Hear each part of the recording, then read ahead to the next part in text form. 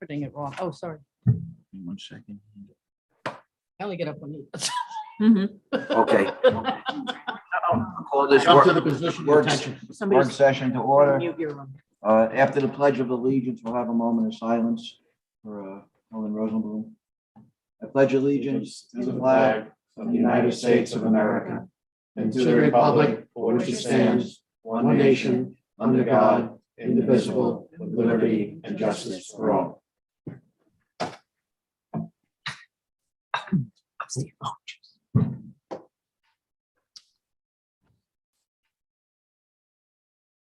Okay, thank you. The town lost a very good friend, an important part of our community this week. Helen was the town attorney for 16 years. She was here when I was here. She's a justice in town court for another 16 years. Helen always had the interest of Shelter Island at heart. Just last week, she had texted me, with the transition with our new town attorney, if there's anything she can do to help, please let me know. She was always asking if we needed any help with any of our committees and any of our boards with her legal expertise and knowledge of the town. She was a great lady and she will be very much missed. Amen. Okay, we'll start with our COVID update, Amber. Yep. Excuse me, the numbers are still looking good. We had just one new case this past week, so that's 2 weeks in a row, one case each week. And then the Suffolk County 7-day rolling positivity rate is 5.3% today. So that's down 3% from last week. And yesterday's positivity rate was 4.4%. So we're definitely, trending in the right direction. The governor's mask mandate goes through till Thursday. I don't know, if there's, I haven't heard anything about an extension, but with it expiring on Thursday, the seniors are going to be reopening. The dinner bell is going to take place on Friday and Monday. Next week on Tuesday, they'll start their movies again. And next Wednesday, Silver Circle will meet again. So, they will continue to wear masks. And if anyone has a cough, fever, sore throat, then please don't come. But it's nice to see that that's starting up again. And then for the Fit Center, it's been switched over from the KN95 or the N95 masks to just cloth or surgical masks. And next week, there'll be no limitations on the number of people who can attend. And open gym, yep. You can participate. You must be vaccinated and masked to participate in open gym.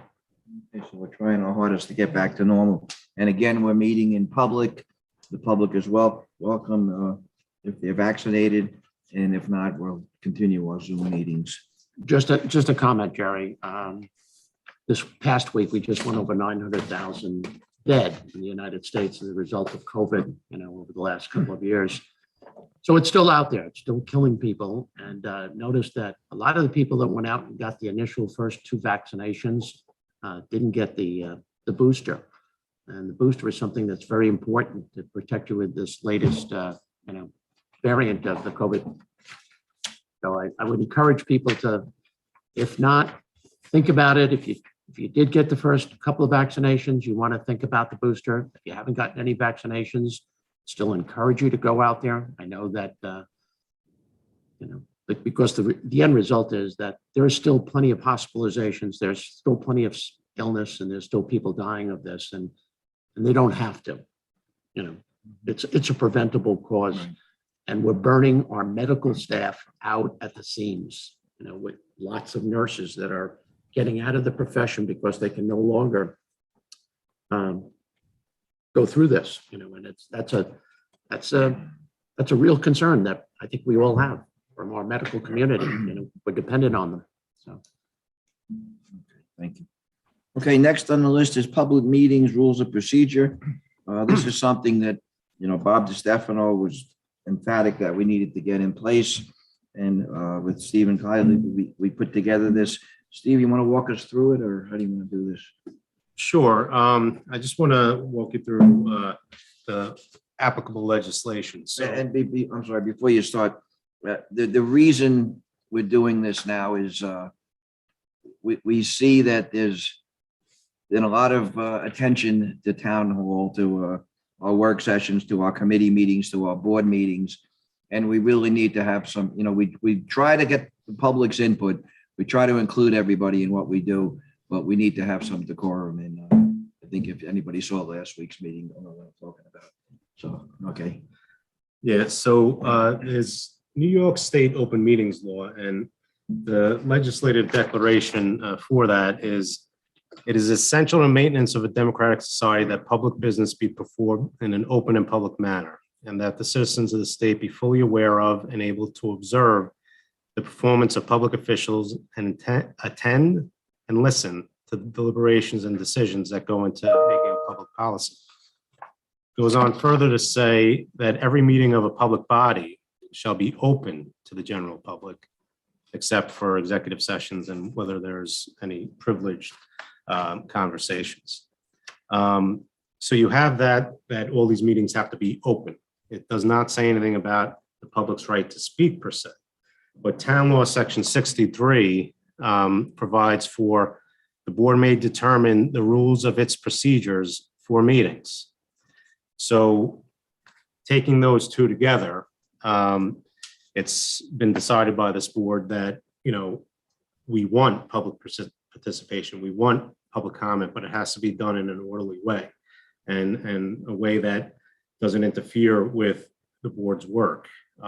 So not only did I, just read those statutory provisions, then I looked into New York State Committee on Open Government.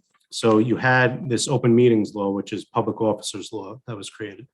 Then you have this Committee on Open Government that's charged to enforce, not enforce per se, but to render opinions, advisory opinions, and guide public officials in navigating the open meetings law, and also help the public if they feel that their words are not being heard.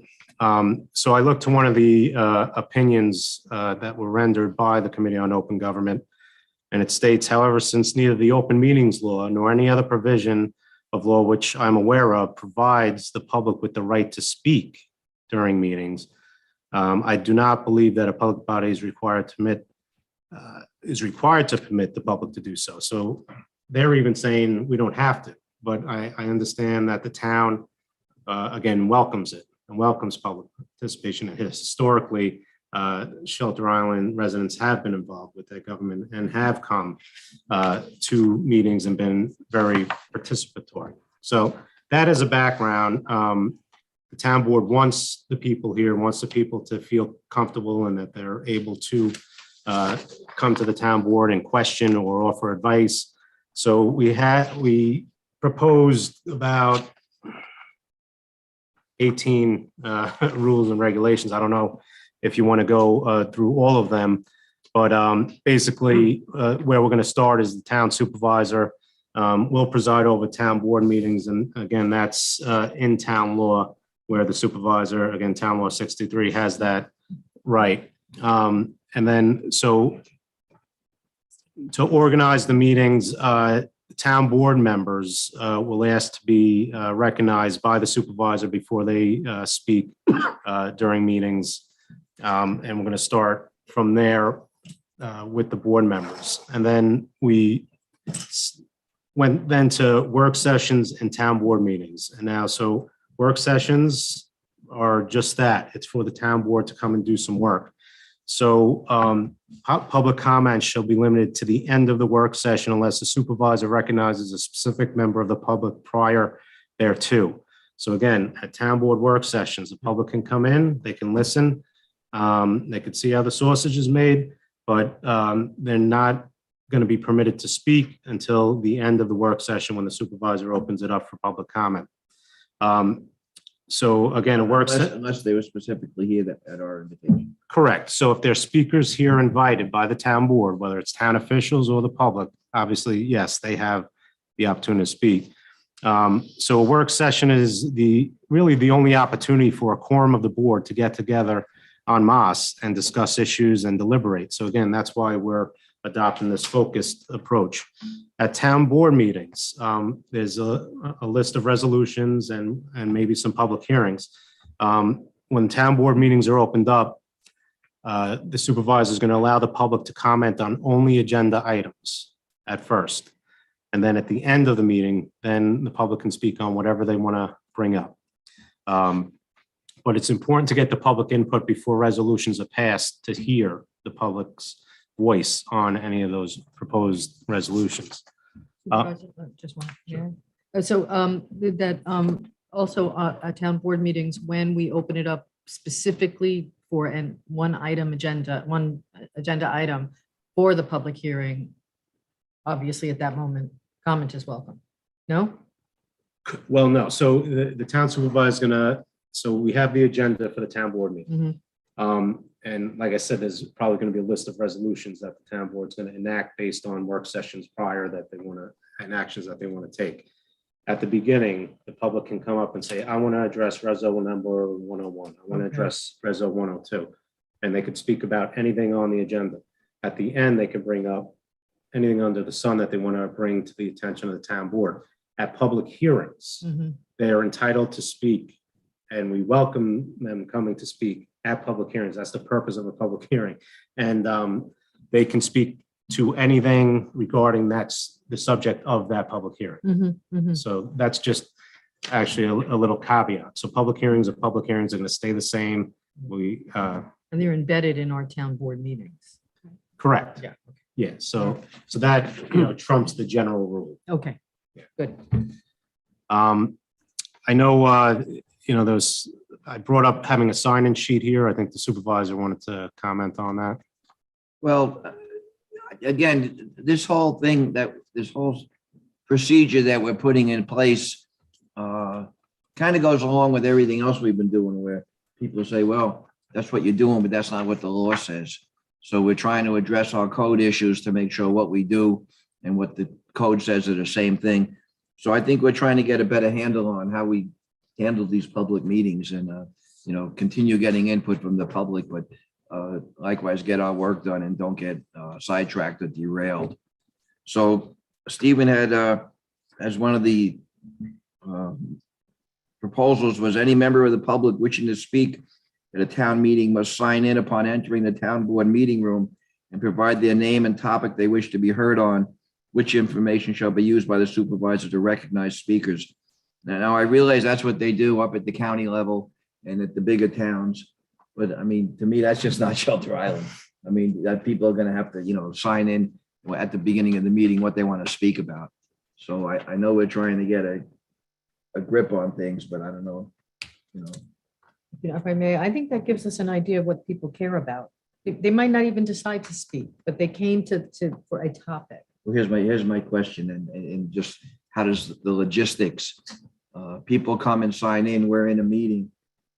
Does Christina bring everything up as it comes and we Yes. read it? And Yeah, so she'll come up at the beginning of the meeting when everybody's signed in and seated. So then you'll have the ability to know if there's people in the crowd that want to speak to certain things. So you can unilaterally ask them for their opinion during the meetings. And then it'll be running. So when new people come in and sign in, she'll run it up, make you aware of it.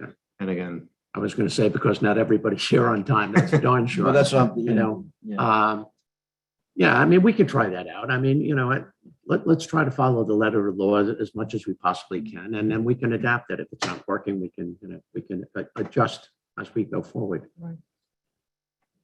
okay, the next thing was once a supervisor recognizes a member of the public, they may only speak for a total of 3 minutes, and that time may not be reserved nor transferred to another member of the public. I researched many other municipalities, and that seems to be the standard number of time. Yeah, and I think when I read in that other thing that if somebody would ask a question during that 3 minutes, that time could be extended. If, in other words, if they finish speaking, they would, rather than sit down, if somebody from the board has a question of that person, that time would be, they have a right Yes. to respond back. Yes, Okay. absolutely. And then the administrative assistant to the town board will serve as the timekeeper. and provide an expiration warning, whether it be, we decide 30 seconds before or a minute before. So is everyone fine with that? Yep. Yeah, Jerry, Stephen, Jerry wants to know if that could be extended to town board members like myself on the 3-minute limit. So I just thought I'd throw that out before. You got the gong? Yes, and the court officer has the hook. So, yeah, so, and then any comments made by the public must be directed to the board and not made to anyone else in the audience. During a town meeting, members of the public shall not speak to each other while in the town board meeting. And that's really just because the room's so small and it's hard to concentrate when there's other side conversations. Obviously, if it was a much larger room, that wouldn't be an issue.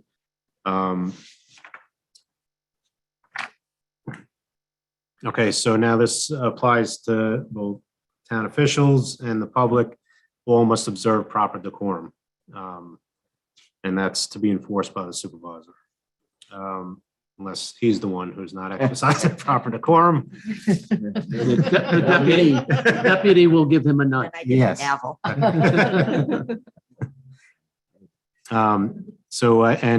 Personal, impertinent, or slanderous attacks on any member of the public or town officials is prohibited. Just as the use of profane, vulgar, inflammatory, threatening, disparaging, racial, ethnic, or sexual slurs at any time toward any person is prohibited. Political speeches or calls for political action are prohibited. This isn't the forum for those type of things. Banners, flyers, and signs are not permitted in the meeting room. And then any person who fails to abide by the rules of conduct or otherwise acts in a boisterous or inappropriate manner shall be barred from any further participation in the meeting. And then if that person does not discontinue said behavior, they shall be removed from the meeting room. That would be a total last resort and more than likely if there's a public health and safety issue. But we have that ability. Good. On the same topic, in a different vein though, last night we had a very productive meeting of the WMAC. And Chairman Needham mentioned at the beginning that this was a work session for the committee and, you know, there would be no public comment. So with Zoom, we have the ability to mute everyone, but someone kept jumping in. So I need to know technologically, can we avoid that or can they override us or? There you go, following those rules. Hey. Yes, so there is an option that we can mute everybody and they cannot unmute themselves. But I am reluctant to do that because many of you do that during the meeting, right? And so I did it at the very end. But then I had a feeling that perhaps there were some more comments in the public, but they weren't ready to raise that virtual hand. So how do we, okay, and I understand what you're saying. Like for a lot of these committee meetings, I'll mute my picture and my voice to just observe. Yes, So but if I wanted to jump in, I couldn't then if we muted everybody. exactly. But you could do it so that every committee member would be unmuted, could be unmuted. It's all or You would nothing. have to do. I it would have to do it. every- I would have to oh. request. So if somebody's muted and I cannot see their picture, I cannot see the request, Right. right? We discussed the chat. We decided that we're gonna not use it, that it's gonna be turned off. That was a recommendation of the county that there should Yep. be an extra person that should want to adjust that feature. So I don't think it's practical. I mean, there's virtual hand, so, Yeah. you know, the I option think the is town board will there. have to get used to using that too. Yeah. Yeah. Yeah, perhaps.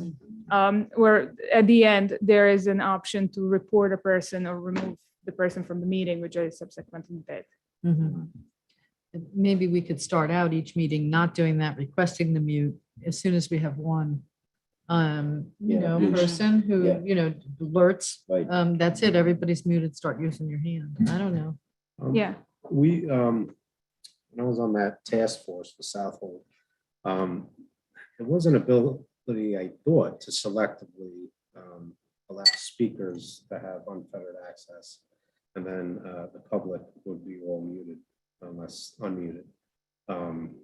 And I think they employed like a waiting room and then let certain people in first. And there's certain parameters for them versus the people that come in after. There is a waiting room Yeah. feature, but they're not part of the meeting. They can't hear it then? They can hear you. But I thought, and I may be totally wrong, but I think there may be a way to do it. Yeah, the waiting room is just like you're waiting to be admitted into the meeting. And the way it works is if you're gonna mute, it's all or nothing. If Yeah, and then the I mean, administrator's gonna. Yeah. host. and then I can request specific people to unmute themselves, right? So that one option. But then if they mute themselves, they will have to request for unmute button to unmute themselves again. Oh, so we have to be unmuted the whole time or, Yeah, I mean, Okay. for you didn't have to, but for the continuity of the meeting, it's important that Right. you have the ability of unmuting So yourself. Christina, how would we handle what happened last night? That the one participant kept trying to get, I think it's the same, again, trying to get as close to the reality in a virtual setting. If that person would be doing the same thing over here, we would probably remove him, right? Hmm. So since it was already very disruptive, that's what I did. I reported the person through the Zoom and the person was removed from the meeting. Yeah, I think a lot of this will straighten itself out over time because I think as you re-educate people to procedures and proper Yeah. conduct, I agree. it does work itself out. It becomes very, very, very isolated. Yeah. You know, I agree. And sometimes a reminder during the meeting isn't a bad idea either, right, because somebody is Yeah. not really doing it intentionally. right, So, exactly. And that I think is a very important point, by the way, what you just made. Yeah. I really feel that.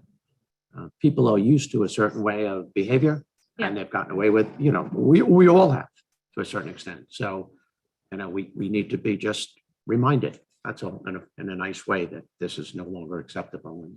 And we have to do it here, just like they do, we won't. Okay, thanks, Christina. thank you.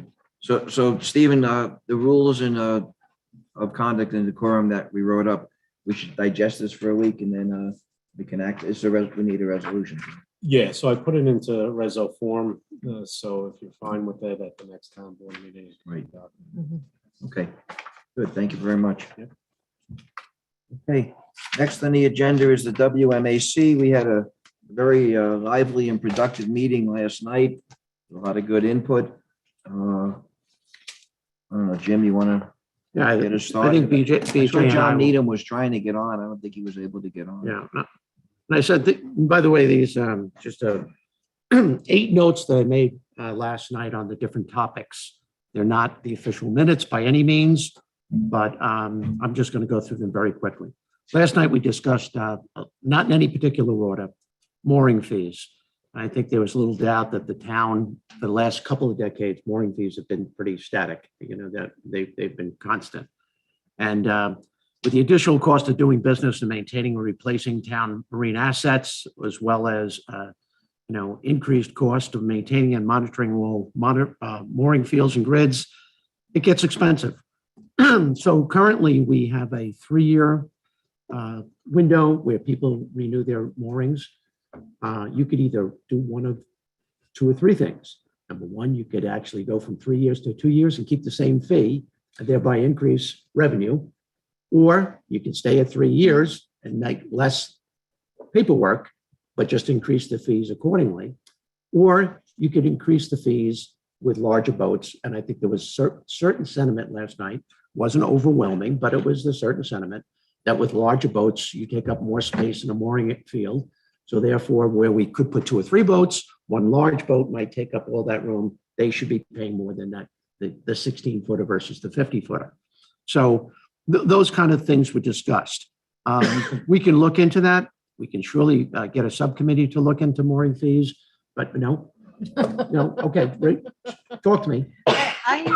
I kind of want to move, we have this committee. They're Yeah. good. They All right. function. Yep, okay. And, No, I don't mean the subcommittee outside of the committee. oh, I'm talking about using WMAC people. right. No, I'm right. not talking about establishing a Yeah. subcommittee outside that. Yeah. Well, I thought we discussed last night that Bill and someone else was going to pull together a spreadsheet on fees.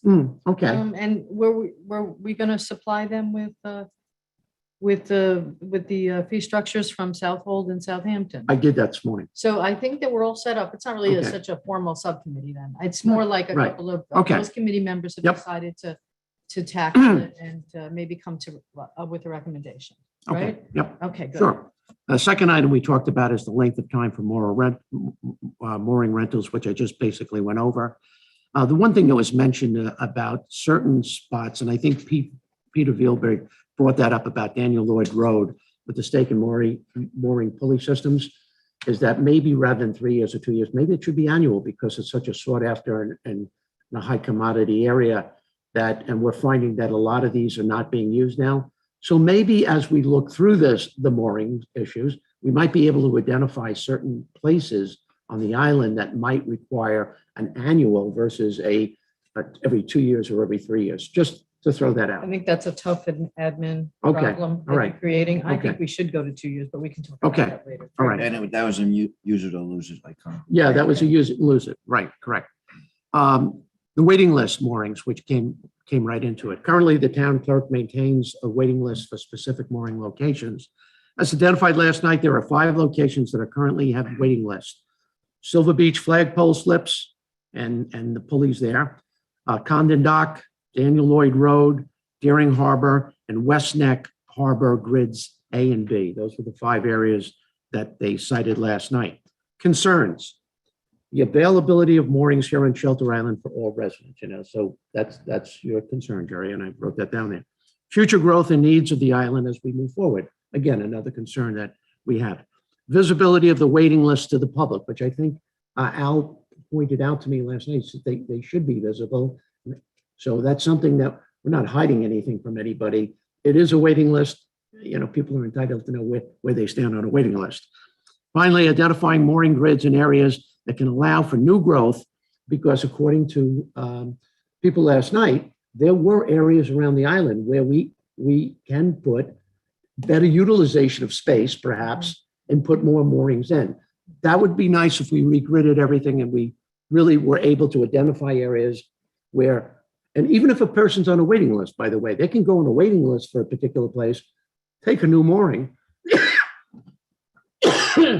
and then perhaps, when that mooring appears, they can go to it. Mhm, mhm. Excuse me, I'm sorry. Yep, I get something caught in my throat. Application process. Can the existing application process be improved? Obviously, almost anything can be improved if we want to identify areas in the current process that might benefit from a review. Example, when the application is submitted, is it complete? So there's nothing like starting out with a complete application to start with. Let me just interrupt you here. I believe one of the committee members last night said, when they're not complete, there's a tendency for them to languish, was the Correct. word used. That is So correct, that's problematic in terms of public service. right. Is there any flexibility in identifying adjustments, even only slight adjustments with the exact location of a mooring?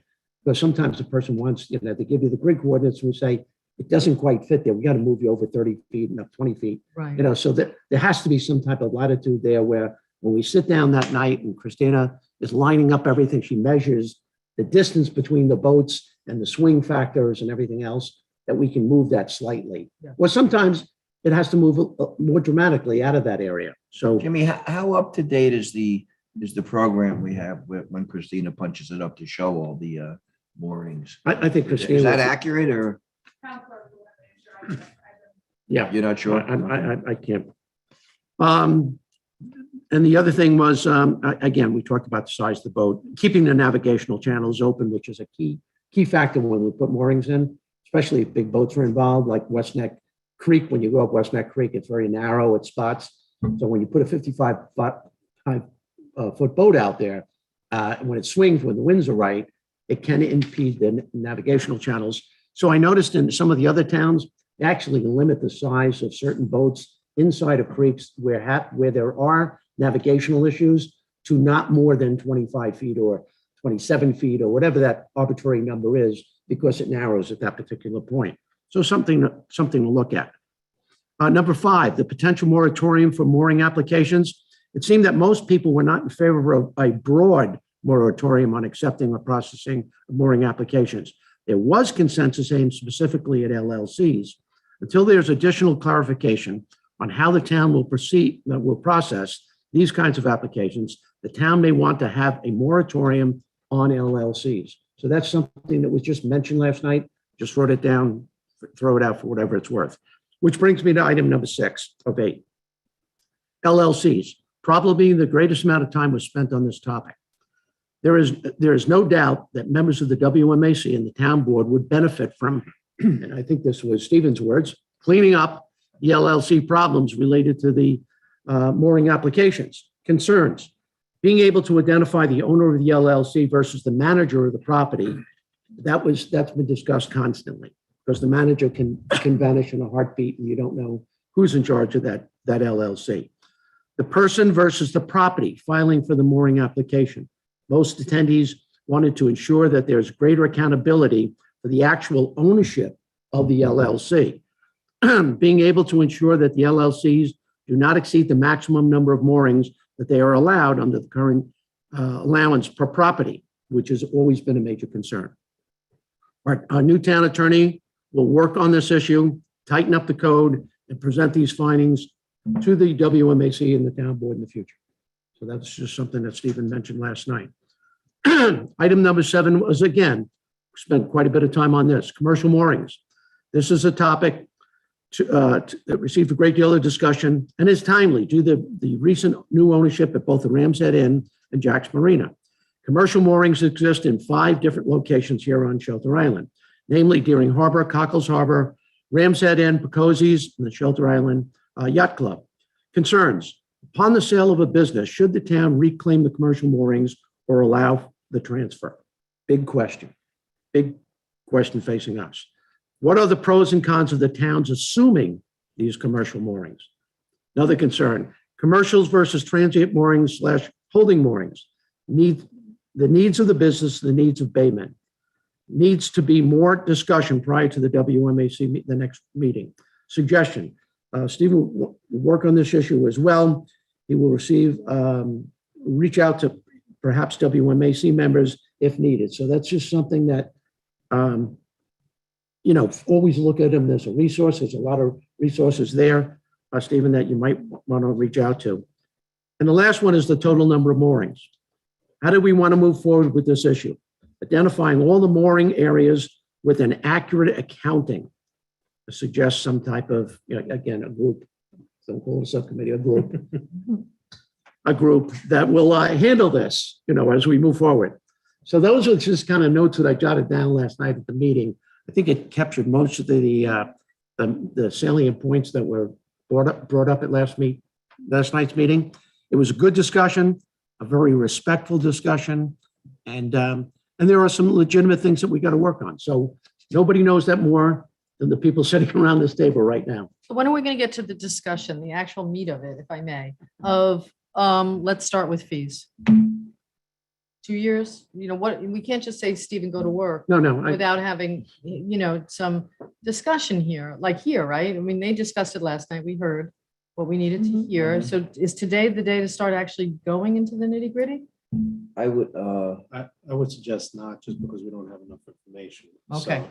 So, once we really get all the information and recommendations on fee structures, then you guys can debate and deliberate on it.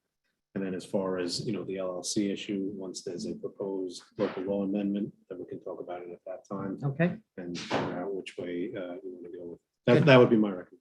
good. Right. I I agree. have a couple of questions from last night, though. I did too. So domiciliary? How do you say it? Domiciliary. Domiciliary? Yes. I never get the accent. right. You Like did it. It's like English is a second language, maybe a third for me. Where you Um, reside. Does the meaning of that, when you said it's the home you expect to return to, does that mean that it is your full-time residence? And therefore, if you have another place in New York City, you wouldn't be paying New York City taxes? That kind of full-time residence? No, so that's where we started from, that type of definition, but we're Right. going to define it the way we want it, because we Okay. know that there are a lot of second homeowners Right. Sure. on the island. So if there's a legitimate second homeowner, then domiciliary of Shelter Island for our purposes in that second home, Okay, but that's it. Good. They're not gonna be able to have 10 second homes. Right. They'll have Right. one that is their permanent, that's what we're trying to tighten up, so we're gonna have to do some research and come up with a definition that's gonna capture that. Well, sort of what's been brought up several times is, someone with a homeowner with an LLC and a driver's license not here. So, address not here, but to me, that's never been a problem because the LLC is clearly that person's LLC. They identified as opposed to not wanting to identify. They identified and where they sort of claim their prime residence is to me should not be relevant to the mooring law. Agreed. Yeah. Agreed. I Okay, think, good. BJ, just to Yeah. follow up on that, I think that there's two issues with the LLCs.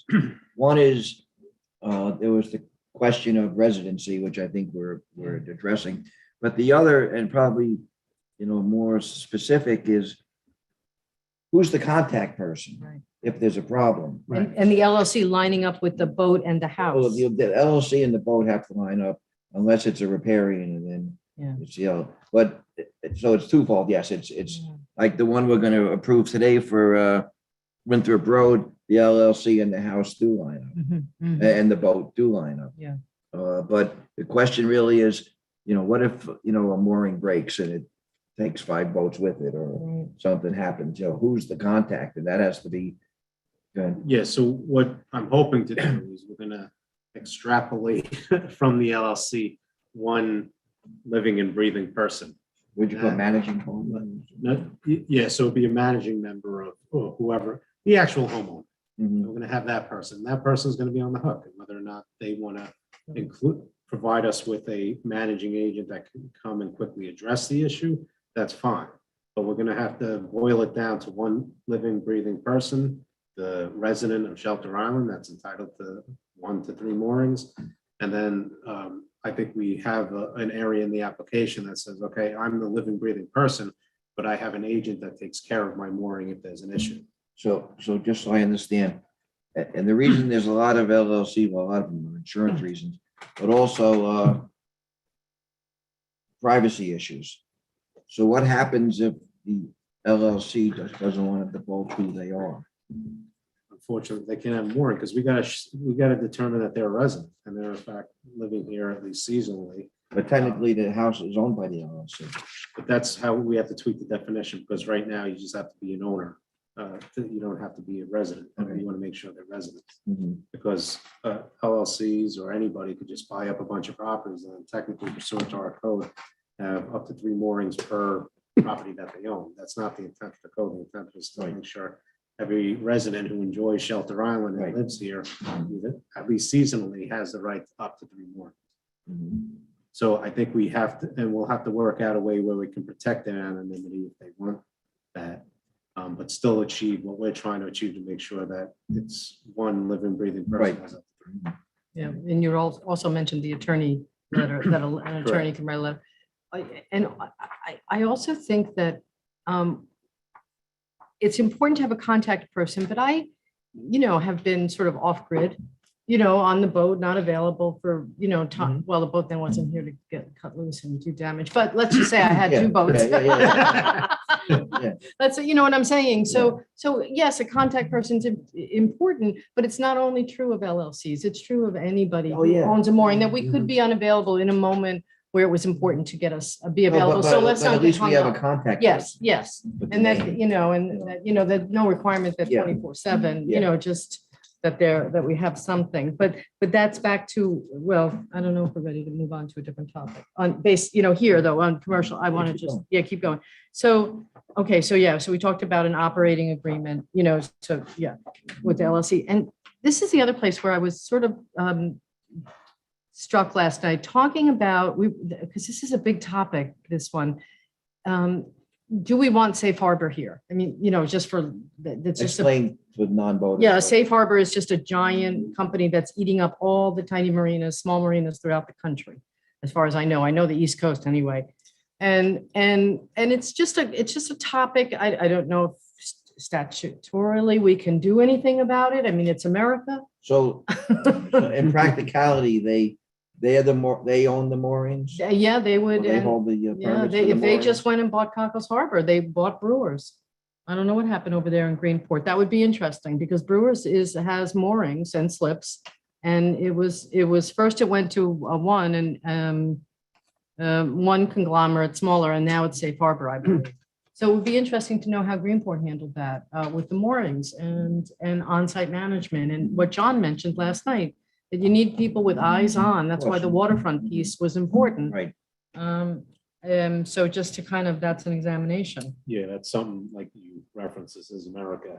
Yeah. I don't know how we prohibit I know. certain people from purchasing, but Right. it's something we can look into. Well, they'd have to be resident.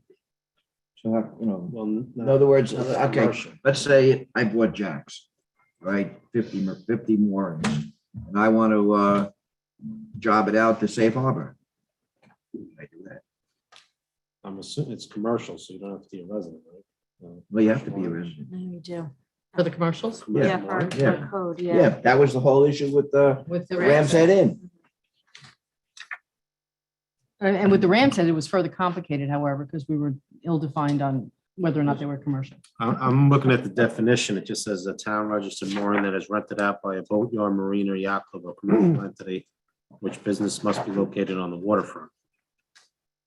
Oh, And again, I'm new to So- this. it's again, within the just- definition of resident. So with this, if they, Yeah, it's yeah. if go to the they're- resident definition.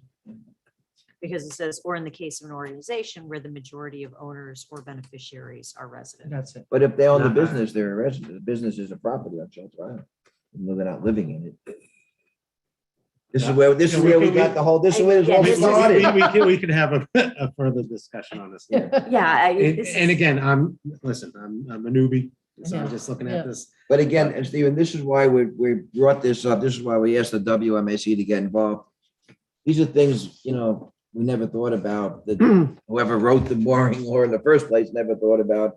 All of a sudden, we have one major transfer of more commercial moorings and, one smaller one, but this is the future. And the feeling is, if we're going to address it, now's the time to do Yeah, it. let's get the the best we can to keep, again, this is part of the character of Shelter Island. Idea that's in the comprehensive plan that exists now that we're operating.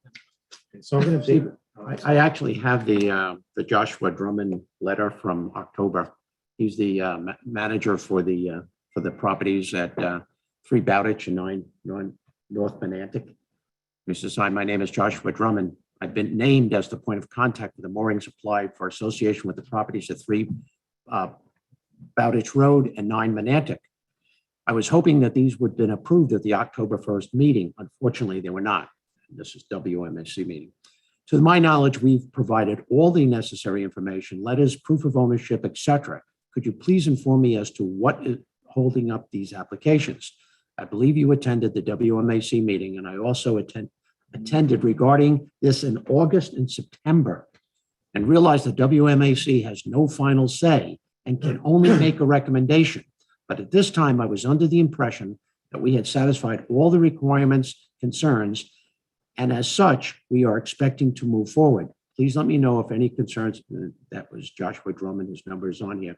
Let me pass We this addressed, over. We did, no, I thought these, just look at that, see if we did. Dottie, do you have any recall on that one? Christina, did we actually approve these? The three, Long time ago. no, yeah. John, you Dottie? on? We got, Dottie was about to. Oh, I'm talk. sorry, Dottie, go ahead. Yeah, you did approve both of those. That's what I thought. Yeah. Yes, you did. Okay, all right, okay. I stand corrected. I thought this is what we're still holding up. No, but it brings up the issue, Okay. but- Because he had provided the further paperwork necessary. Yeah, to identify. the WMAC required. So just more- pass that over, Stephen. This might be helpful in the future to see And that. that as a- might be part of this, for people who do want anonymity, for whom it's important. Yes. Did you want to say something, Dottie? No. Not right now. Um, No, thanks. Okay. Perhaps this examination of the paperwork doesn't go to the committee. Maybe that's too much out there in the community. Maybe it goes someplace else. I don't know, maybe the town attorney or someplace where confidentiality. I'm not disparaging any community, any committee member by saying they can't keep, a Yeah. secret. Right. But if security is a concern to somebody, I think it's worth to respect that and to figure out a way to say, oh, don't worry about it. This particular application should be addressed to so-and-so, whoever that person is, Mhm. private and confidential, and if you do it that way, then it will be kept safe or, whatever we need to do. What are your Too thoughts, complicated? Stephen? No, I agree. Maybe they don't need the full application. They just need the specs of both sides, the area, the location, and things like that to Right. make a decision or a recommendation rather to the town board. Right.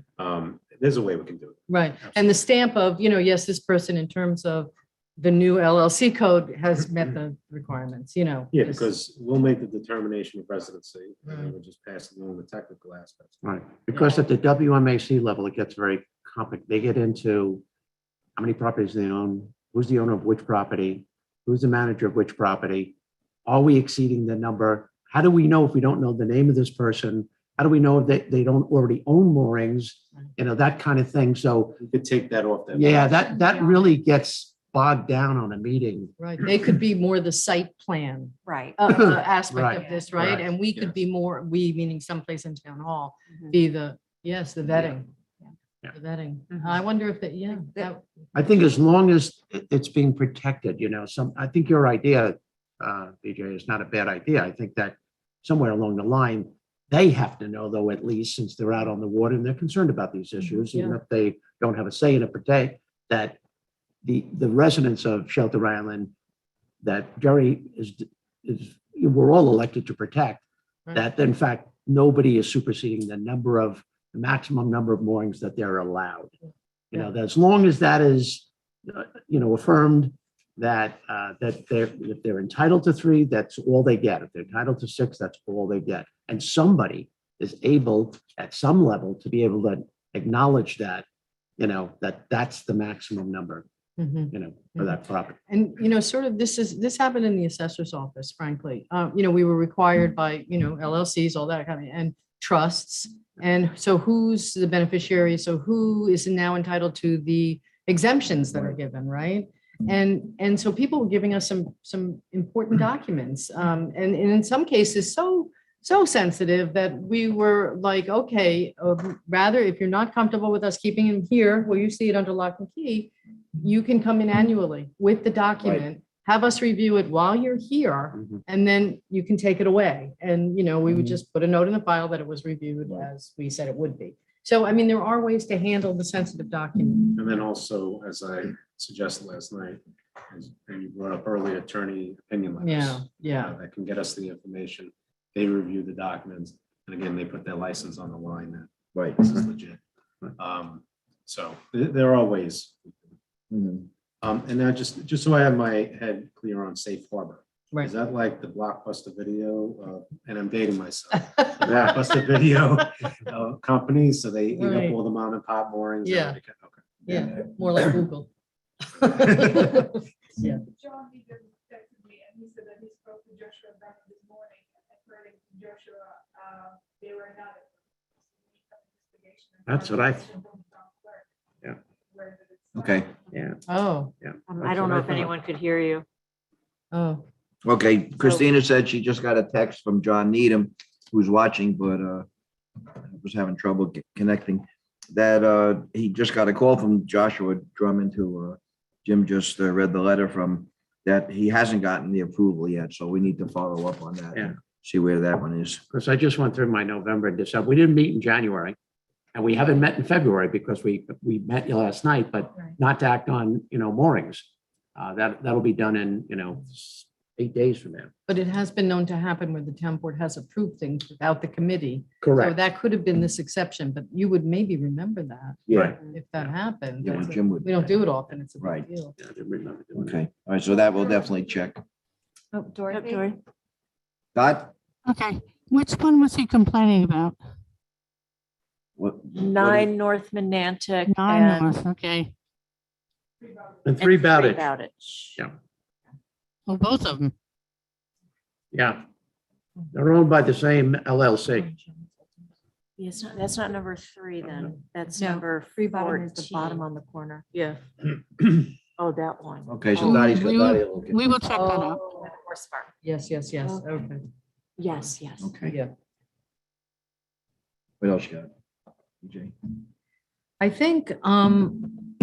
think that's it in terms of like highlights from last night and where I had wanted to make sure that we were thinking the same way before you really got started and we really, yeah. Yeah, the only other thing, I don't know if you covered it, was the rentals. When they come in, if somebody rents for the summer and the owner has a mooring, are the rentals entitled to that mooring? That's, that's something that needs to be looked at as well. Right. Well, if it's a riparian, I would say they're entitled to use it. but- Sure, But sure, other more private moorings are boat specific. I know. So, Yeah. Yep. And it matters for size, especially now if we're gonna, So if the owner gave permission, you can rent my house and my boat, I guess right, that wouldn't be a problem. But Right. if you can only rent my house and I'm taking my boat off the mooring and you can put your boat on, Yeah. that's no good. That we Right. don't allow for that. Well, Yeah. I'm sorry, 90, section 90-9F speaks to a private mooring permit granted by a town board, should not be rented, transferred, or assigned except as follows. Then it gives a certain circumstance where you're renting out your house and they may be able to use it. oh, okay. So, All right. But it would have to, we should make We sure should that clear the it up. size of the boat does not exceed Right. the original approval. Right. Because now if we're gonna do sizing and get things more smooth. It does, it says that for the same does? or smaller vessel. Great. for- Same or smaller. Great. So we're Okay. covered there. Yep. Well, back on the rental thing, again, another discussion from last night. If you're renting a house, you should be able to rent a mooring, was the comment that's ringing in my head. I prefer, I don't hope you all agree, that I think that a renter is entitled to a mortgage mooring. They are, if they're a citizen. I hate to use the, yeah, that's it. Because I hate to even use the term resident because it's loaded now. But for me, that would mean, because we don't want people to have a summer rental and get a mooring, move on, and either the mooring gets abandoned or they continue to use it without being here. Yeah. So I would say, once you've been here a year with a lease and you have now the lease for your second year, you are a person entitled to a mooring. I don't think you have to wait till the second year. Yeah, If you have a lease for a year, you're Year-round lease, entitled. to yeah. it. All right. Well, All right. yeah, now it says anyone who's residing in the town of 6 months. Shelton for at least not less than 6 months. Yeah, I think we need to go to a year. People who rent a long season, that could do that. So I think a lot of this is all tied in together. It kind of started with the concept that we're doing these transfer of commercial moorings, and people would say, well, why doesn't the town take them back? Why don't, we have people waiting for moorings. Right. And that was kind of one of our keys last night was, that's why we need to get a feel for, where the boats are, where there's still room for growth, and where exactly are the waiting lists. And I think the waiting list should be documents that people can download on the internet, just like people that are Yes, applying for wetlands permits or, it should just be Anything else? posted and updated like Yeah. monthly yeah. at the town. So, clerk. so I think that's crucial to this discussion. Because, we're trying to see, are we running out of mooring space? As someone said last night, we'll always find a space for them. It might not be where they want, Right. which is fine. And that was There's nothing very wrong with that. relaxing. That was very Yeah, calming right. to Yeah. me. that There's Yeah. plenty, There is- right now, there's plenty of room. We Right. don't have to worry about that yet. Although I still think proactively, we may want to start limiting it to 2 per instead of 3 from some point forward when we enact this. new Well, we've had, legislation. BJ and I have had that discussion, and I would say a riparian is a given, Mhm. and then one more. Yeah. But until we know what the need is, what's, how inundated are we? How much space do we have I left? know, but once you have, like, so I have 2 moorings. And so if you then change the law now to 1, I'd be like, great, I have my 2 moorings and, here forward. But if you then tell me I have to give that up, do you know what I'm saying? Because we do run out at some point. Oh, well, so now really it's not fair anymore. These waiting lists are huge. It's easier to have it go proactively Going go forward. forward Yeah, than to have to go back and say to people, do you mind giving up just so someone else can have? I'm just wondering if, and I don't think from 3 to 2 is a big move. Are there that many people with 3? That's another well, here's question. the other thing. How many is- people have 3 moorings? Yeah. Which I need Right. access to Right. online mooring. Yeah, and here's the other thing, just from watching if I'm observing some of the WMAC meetings when they're plotting for the moorings on the, different fields, Michael will say, well, there's no boat there, or that one's empty, or there's not even a mooring there. Right. So I think we need to, get a grip on that too. I mean, just as, Jim mentioned earlier with the stake mooring, more stake pulley and mooring, stake and pulley moorings Yeah. that, it's use it or lose it. I mean, how many moorings are out there that aren't used? Right. People say, well, it's a storm mooring or it's a holding, a holding mooring and a storm mooring, two different things. Right. So I And think I we need think to, it's I supposed just to be think we need to identified. get a real feel for Yeah. how many moorings there are, how many are active, Yeah. and, And that's another Yep. good reason, though, to go to 2 years. Yeah. I think, Yeah. in I- spite of the addition. Al Loretto pointed out a very important thing, and I think it came up at last night's meeting. And Mike substantiated it. He's putting in more of those stake and pulley types than they are regular moorings, Right. which leads me to believe that boating, like a lot of extracurricular activities, has become quite expensive. Yeah. To maintain a large boat, even a 30-foot boat or something like that, it gets expensive. A lot of people, Shelter Islanders that come out here, are used to a smaller fee. So Yeah. what becomes more attractive then is the stake and pulley, because it is a smaller fee and they yank their own boat out and they cut down on the cost, but they can still have access to the water. Yeah. So as we move forward, if the trend is for that kind of, we got to think along those lines. Yeah. You know, And I also think there's this to that, the stake and pulley. It becomes increasingly difficult to have a place to put your dinghy. yeah, It has. It's become Right. more and more difficult to do that. I mean, we're lucky, Yeah. we're Creekside, so we can get out, from there. But when I think about it, stake and pulley, right? You don't need a dinghy. You're just, go out, you find some place to park, which is another issue. But, yeah, so, well, the access is not always like beach. You got to go across marsh grass Right. and then your wetlands, and then Right. you're destroying wetlands well, to that's get, true. to get to too, your which was mooring. brought up last night. Which was is how brought up many la- do you want to have in Right, these grassy correct. areas? Correct, Yeah. exactly correct. Yeah. So, but to me, those are topics that are not to be codified necessarily, but be discussed and administer. That's an administration issue for the WMAC to help us out with down the line, Right. right? It's a work in progress. Right. It's going to take a while to get Yeah. through all these issues. I Right. think we should probably prioritize some of these issues and say, let's see if we can solve one or two of them now. Right. And then, over the course of the next year or so, we can work on some of these other issues. I don't think you're going to attack each and every one of them. Yeah. So as a town board, the two things that are concerned that gets the attention of the public by far, commercial moorings and LLCs. Right. Now, those are, the waiting list, is it a concern? Yeah, it's probably a concern for a few people. Mooring fees, again, if they're not drastically increased or they're lowered from 3 years to 2 years, and I don't think that's going to get a tremendous pushback. I think where our main concerns are in right now, LLCs and commercial moorings.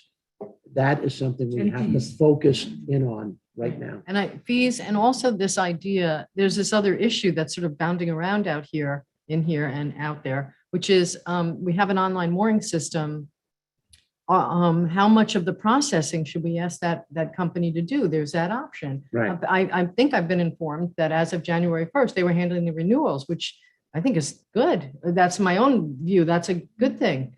Because it goes directly, your application's online, it goes directly to them. They do the database that this mooring has been renewed and it's now up to date. That's $6 a pop. It's not a bad, It's not a bad deal for Not the a bad deal, applicant. Doesn't no. have to come in here if they don't No. want to. And then again, like we've said, if the applicant can't do the online thing, they can still come here and do it in person. But I think we can do this also for new applications. Yeah. So another thing, again, more administrative than to be in the code, right. but we can sort of do some of this simultaneously. Yeah, Anything that just- streamlines it and Yeah. it makes, helps the town clerk's office. Yeah. Because the demands are extraordinary in It's there. insane. It's But Jim, insane. It Just, really just to is. address your two priorities, the commercial moorings and the LLCs, I feel that we need to have the waiting list before we can do that. Mhm. Okay. We need to All right. know what's Okay. out I there. requested that. And, today. and the other thing, my priority, as you probably all can guess, is the fees. Yeah. I wanna, get those. Okay. Rather than 8 or 9 priorities, we have 4. So I think that those are the two. I think the fees, you sit down get a group of people Yeah. sitting in here and play and come up with option A, B, and C and present it to the board. Yep. I think you could solve that one real fast. Right, and Because I already painted that out for you today. right, and LLCs, they're bigger than this, I mean, I know you're trying to limit it, but he's gonna have to get into the Yes, definition and, yeah, this is definitely a code Yeah. wide Right, impact. right. A And code more apparently, info. that's the future, though. Yeah. Everything's More info. LLC now. Right, right. I mean, right. People don't sign for anything. Yeah. anymore. Okay, John Needham, did you want to add anything? Is he there? He's here. I don't know if he has access to He's on. speak. John's famous line, I quote John all the time. He says, I didn't sign up for this. Fair line. Quote unquote.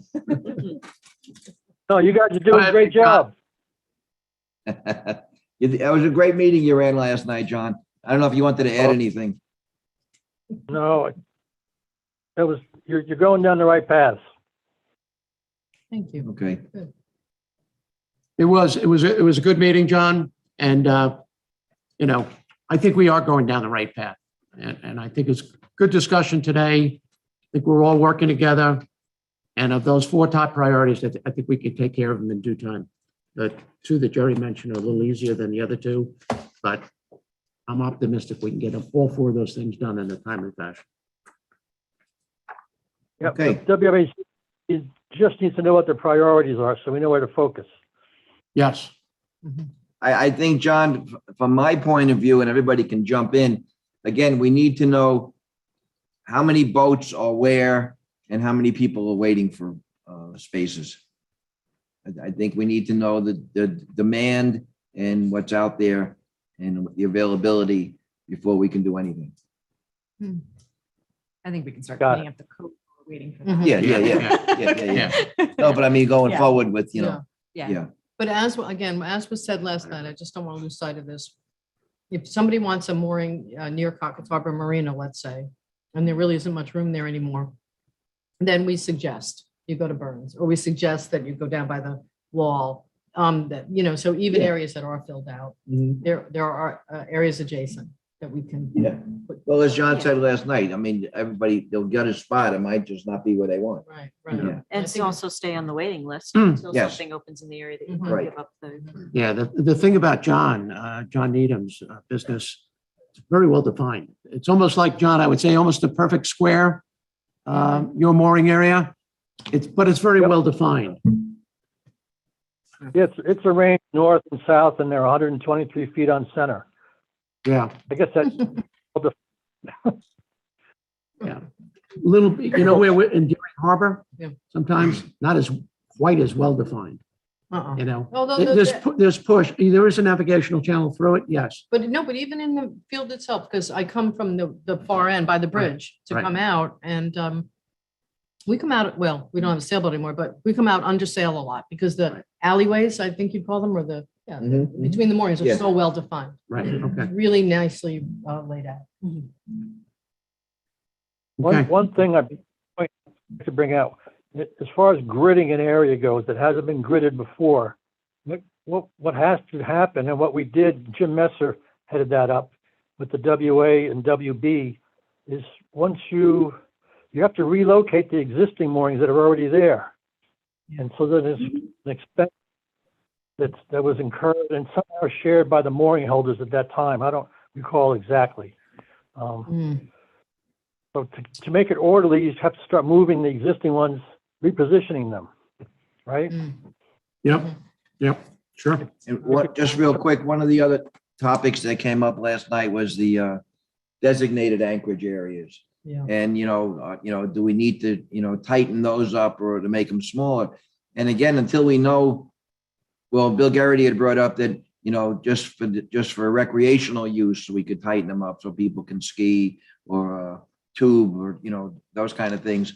But if in fact, we're losing, we don't have enough moorings in areas that's something we're going to have to investigate too, is the size of the designated anchorage areas for the daily transients. Do you feel they're well marked, John? I just think that, when I've gone to other places that are crowded, it's clear, anchor beyond this area and you're wrong. I mean, there's like these yellow buoys that say to you, don't, this is it, this is the boundary. maybe we need more marking? I not think, as- talking to the bay constables, I mean, it is clearly marked, but as soon as they leave, Yeah. they move and then they got to come back again. So I think I don't know, John, I think they're pretty clearly marked. What do you think? They are. It's a little bit of a challenge on a busy weekend, people scooching out of it. The Anchorage area in Cockles Harbor was moved to the east to keep it away from the homeowners on and around Taylor's Island.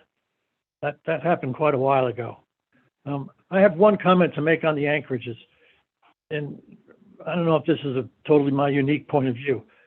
Shelter Island, recreational boating is a very important part of our livelihoods and our recreation.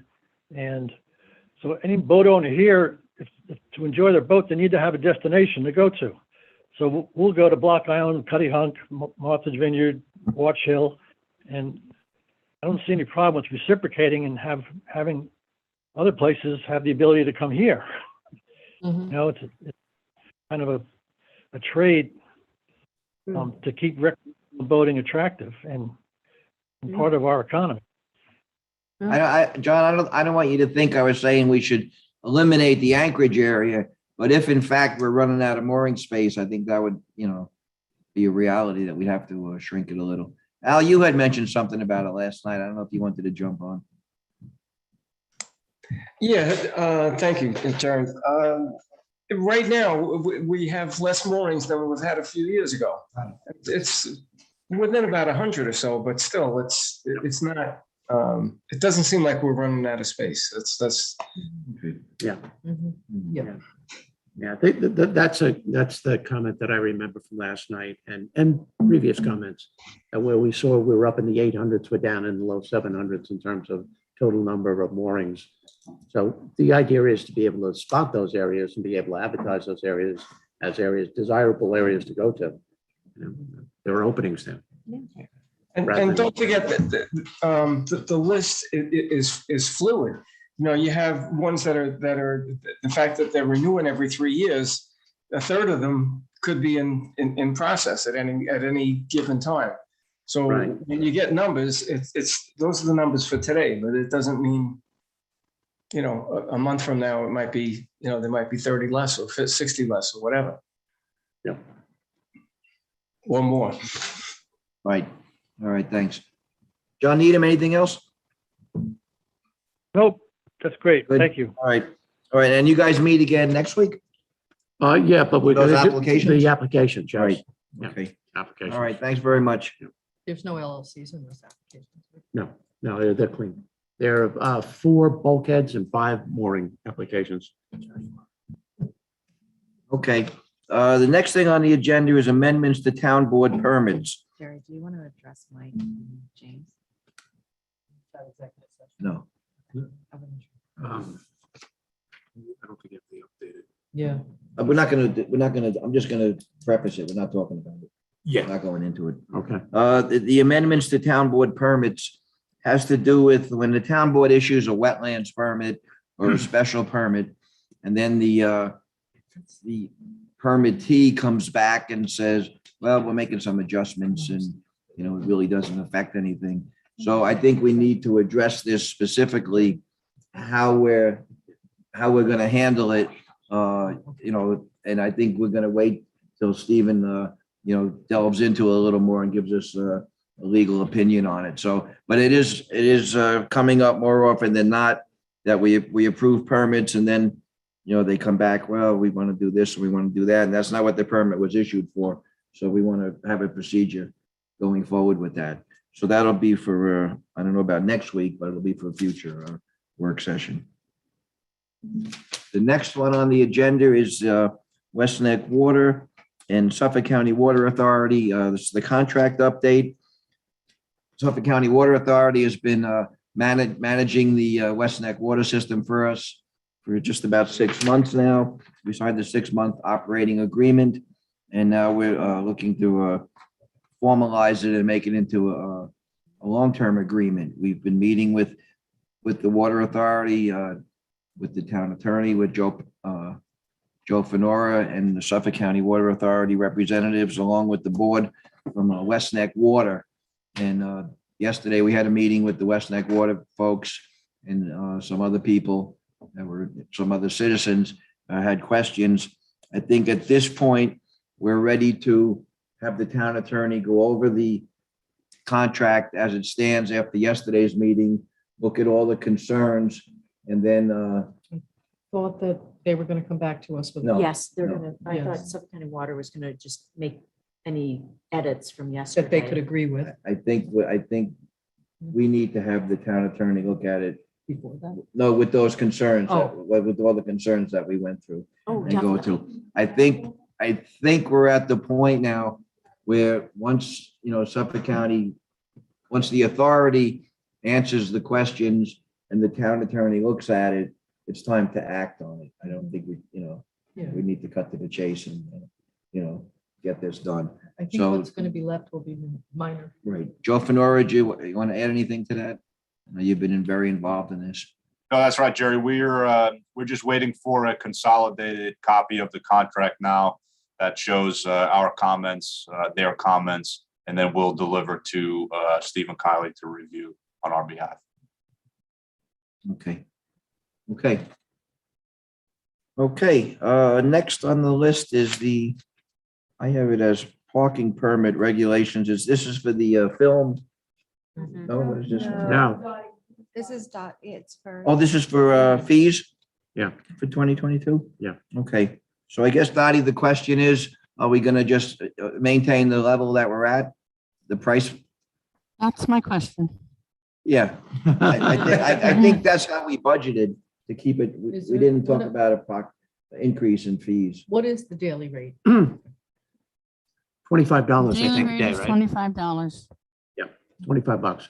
The other thing is I think, Dot, we adjusted these 2 years ago, not last year, but 2 years ago, we actually looked at all of them.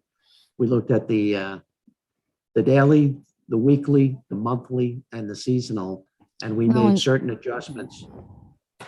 Right? Yeah, can I say something?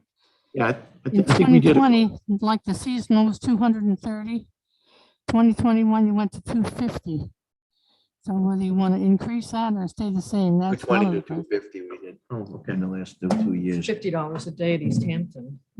Yeah, we're not the Yeah. ocean. We're not the, And Dottie, we had a significant increase in the income for daily permits, didn't we, last year? We had a significant increase all over the place because of COVID, because all the other towns closed their beaches and everybody was coming here. Didn't matter the price, they would have paid it, That's why we had we took in a little over 100,000 last year. And the Mhm. year before that was like 73,000. So that was a big jump, but because of the COVID. Right. And Chief Reed, I see you're on. Any concerns with, are we over permitting? Did we getting too many daily permits or problems with parking in season? no. No, Supervisor, we can pay attention to that on a weekly basis. Honestly, I'd like to have a little latitude on that. We may bureaucratically increase that number a little bit based on stats from last year. So we can monitor that and open that up a little bit more. So we're gonna review that. If you set the fees, we'll try to control what is allowed at the locations. Our TCOs are down there every day. Our police officers are down there every day, and we're not going to turn away full-time residents, if you want to call it that, but maybe broaden a little bit the daily fee, the daily permits that we issue.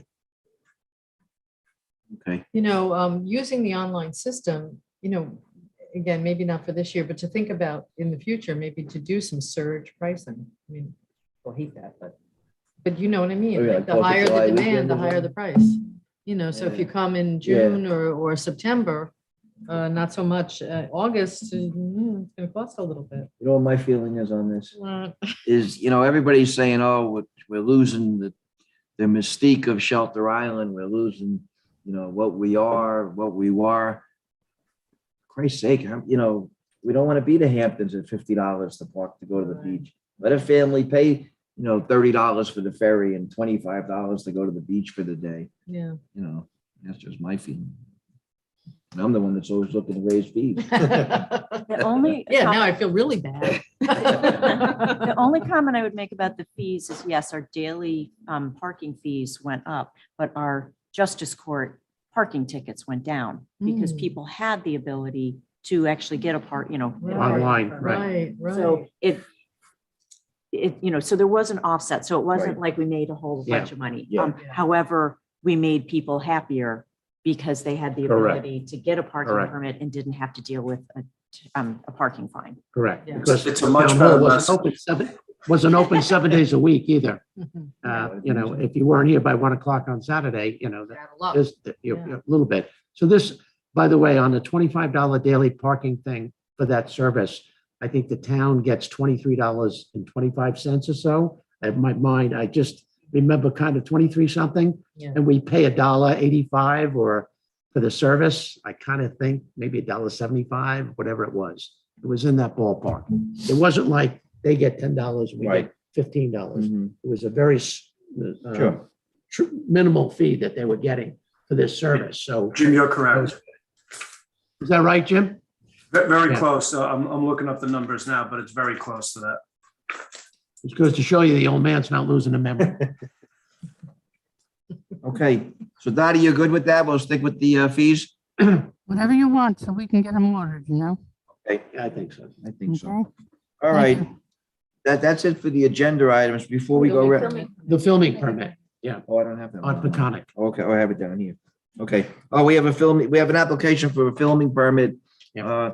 Dottie sent it out to us. It kind of raised a little bit of a flag. It seems like there's a large number of vehicles. 15. Two coaches, 4 box trucks, and then cars. I spoke with the chief about it. This site had been used previously in, Many past times. years, and they always, were careful with their parking. Jimmy, you want to talk to it at all? Yeah, I mean, being a resident right down there, the history on it has been good because they have, they've really done a pretty good job with this. And the number two is there haven't been these many vehicles. The only concern I have, of course, with this many vehicles is parking them off the road, off Peconic Avenue, and the ground is very soft. So then you get ruts. As if anybody's gone by West Neck today, the trucks have gone through there. There are ruts, 18 inches deep. It looked like they had to pull one of the trucks, the Verizon trucks, by the way, that were in there. In the road? No, right off on the right Oh. side, on the shoulder of the road. I mean, it's like quicksand in Yeah. there. So up beyond that house, right after the old Zarchin house right there is a pullover like the grassy knoll, Amber, the grassy knoll area, which you can park a lot of vehicles in there. My only concern is that if we don't get any more rain and the ground hardens up, that's not a problem. If you park in there the day after like last night's rain, you're going to have a problem. Otherwise, you're going to have to park on the street, which is not that bad this time of the year, on a straightaway, as long as you're away from the intersection and you put orange cones on. So if you come with orange cones and you want to take up the right-hand side of the lane a little bit, maybe get, 2 tires on the hard shoulder, 2 tires on the road, put some orange cones around. There's a way to doing it safely. That's the biggest objection. I think time of the year is fine. The application had mentioned parking in the spot head into the water, and Amber just mentioned this morning in discussion that there's a fire lane there. Yeah. So Jimmy, I don't know if you want to speak, the other Jimmy, want to speak to this. Like I had mentioned to you, that this site has been used many times. This site, I Right. believe, Dottie, this is the first time for this production company. Yes. We haven't used this, or this production company hasn't shot at this site, but I think if they park on the shoulder of the road without getting stuck, I think they can park in that area without blocking the fire lane and probably accommodate their vehicles. My comments were that the larger vehicles remain on the 2 properties. I think they were renting 1 property for parking and 1 for production. So Yep. overall, we'll take a look out there pretty early on in the shoot. And we'll shuffle cars around if there's a fire lane issue and or a parking issue that's obstructing the roadway. That sounds reasonable, Jim. Good. Thank you. Okay. Okay, Dot, so we'll do that one in the special meeting. And the weather's supposed to be nice until then, so maybe. Oh, I'll good. try it. There you Okay. go. I checked for you. All right. There you go. So before we go around the room, I'm just gonna give a little heads up on what's on next week's agenda, so everybody's on board with it. We're gonna continue our discussion, or really start our discussion on the Board of Ethics, or reconstituting that, what the roles are, how we, find people to be on it, what the criteria would be, or what we're looking for members. We're also gonna talk about the assessor's office again. We need to talk about the concept of elected versus appointed, and we need to discuss compensation for the two assessors that are still with us.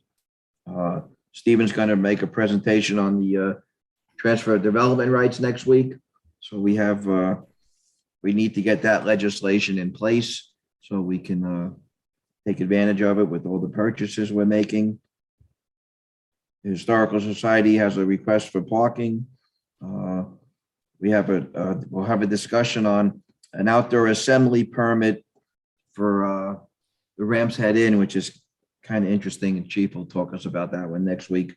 And then the other one that we have to do sooner than later, so we're going to do it next week, is the whole concept of business on town property. Right now, we have a procedure in place where we allow 4 businesses down at Crescent Beach. Usually it's a kayak or the surf paddle rentals, the massage stand, and either 1 or 2 launches and a food truck. So we need to discuss, going forward, because we're in this position now where we've had multiple applications for the same business, which is the launch service. So we're going to have to decide how we want to regulate that. What do we do if we get more than 1 application? Do we put it out to bid? I don't know what we do. So that's next week's discussion. So just so everybody knows. Can we just go back to the assessor's office for a minute? Yes. Because there had been, comments going around I can only about imagine how good it is. the 2 assessors are, putting in extra hours because they're down a person and reallocating, Right. Craig's old salary to the 2 of them through the end of May, minus a little consulting time Right. for Al Hammond. So I thought that payroll was going, forward with that calculation and Yes. trying to get that done. So we We were going to do we instructed Judy to be ready to pay that as we just, as on the next pay, which is the February 18th, and we would retroact, or on February 18th meeting, we would do a approve that. resolution. Okay, all right. I just wanted to make Yeah. sure that we didn't have the cart before the horse. Well, but we haven't discussed it and agreed on what we're going to pay him. So, we agreed there's compensation involved that we need to do, and we can retroactively do it. But I think we need to, let's get it all out next week Okay. on the table, and, so we know. Then with the following week, was next week the town board meeting? Yes. So we Yes. can we'll have it for that, Okay. and it'll be retroactive. Yeah. And, Yeah. and But retroactive. So, and- Amber, we're all agreed on the concept, Mhm. but now we got to get the, Okay. the All There's right, numbers. one, there's one detail left, and that's the month, the ending month. which Yeah, is- yeah. that's, we have not Right, discussed that. right. Yeah. So that'll be Yeah, next week's. Okay. All right. So I have some numbers I can Okay, put great. together for that. Okay, so that's all I have. We'll go around the table. Meg? I just wanted to ask that the assessors are going to be here for the discussion, or we're going to invite them for the discussion next Yes. week? Okay. And then, other than that, I have,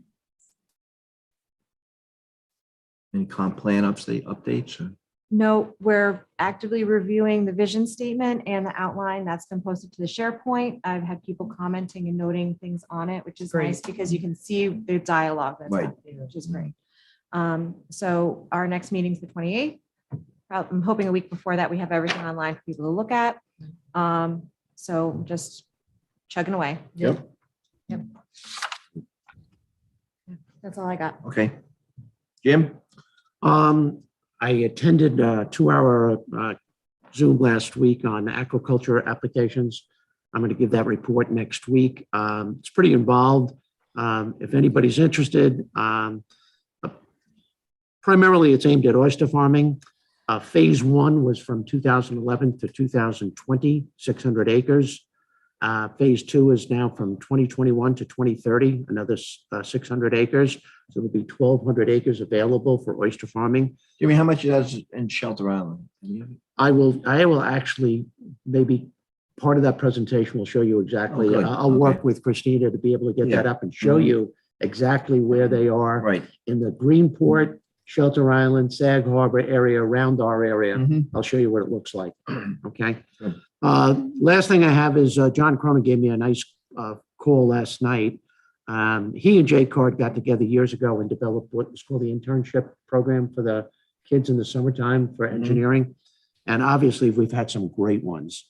Happy to announce that 3 of our graduates, Wyatt Brigham, yesterday was his first day on the job at NASA in Florida Wow. as an engineer. He joins Andre, who also was an engineering student who graduated and is working for NASA. So we actually have 2 Shelter Island graduates That's awesome. that are working for NASA, down in Florida.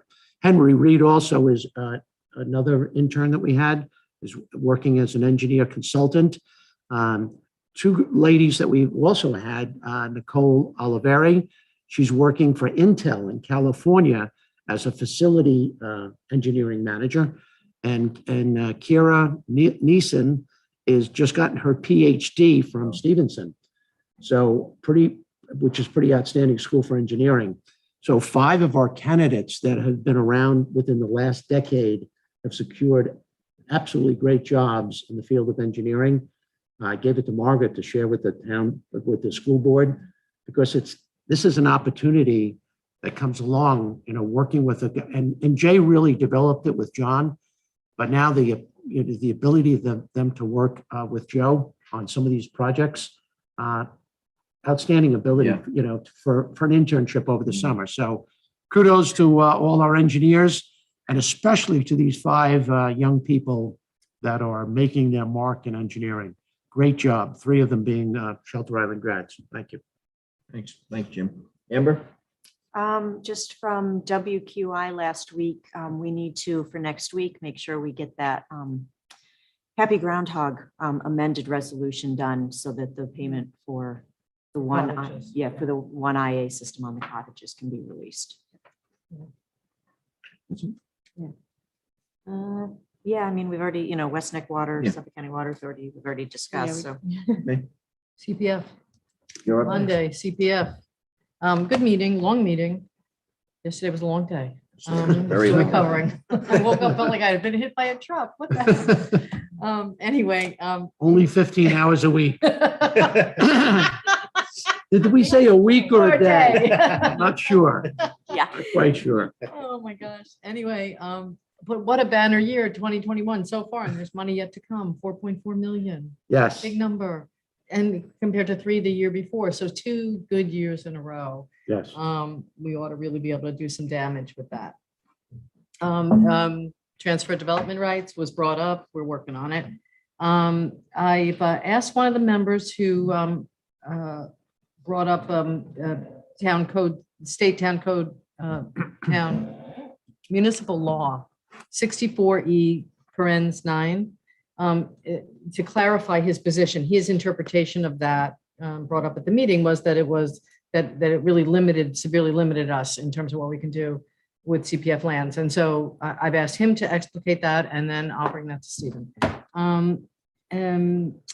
Also, Julia Brennan brought up a really good point, which is the acquisition plan, which was established when CPF was set up, has never been updated.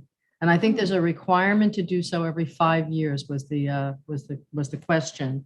So that being said, yes, Gordon was completely aware that it needs to be updated. And when it is updated, and maybe even now, the old one should be on the town website, number 1, under CPF, because it's the plan we're operating under until it's revised, sort of like the comprehensive plan. And also that some data is needed for them to to get deep into it. So we'll try to help with that, the assessor's maps. Just to outline what are the properties left to be developed or not developed. The other thing brought up was Sachem's Woods. And can we get a document or some sort of historical guidance on when that was donated? Was there? Wasn't donated, the town bought it, Oh, bought it. Oh, what was the year? 60s. Oh, so it is a while ago. 69. Yeah. Was there any intent laid out at that time? Well, the intent, if you go back and read the newspapers, Mhm. before the referendum, was the town board felt there might be in the future a need for wells, Yeah, and they wanted to secure it for that. right. So it was So it's a well field. aquifer protection and well Yeah. field. Okay. So you All just need right. to see if there are covenants or restrictions on the deed. Right. Right. That's right. So, yeah. Sorry. Go ahead. In speaking to Joe, I looked into that. I called my friends over at the county clerk's office, and there is no CNR filed in connection with the deed. I'm also asking for the last deed of record to see if there is any language within the deed. Mhm. There is no separate and distinct CNR filed. Great. So far. Okay, Which, good. going back and reading the old reporters, I mean, I was pretty impressed with Evans Griffing and the town board at the time, that they thought Yeah, that we sure. might need wells in the future. Quite the Forward foresight. thinking. Yeah. Wow. Quite the foresight. We should Yeah. be so good. Hey, Anything I'm else? talking moorings here. Anything else? Foresight. You good, BJ? You I'm done? good. The rest I will discuss in Okay. it's a executive. matter of Stephen, opinion. anything? No. Amber? I just remembered, after the WQI meeting, there was the Community Oh, Housing yeah, Board. right. Oh, meeting. right, It's like Long day. Another one of those back-to-back meeting days.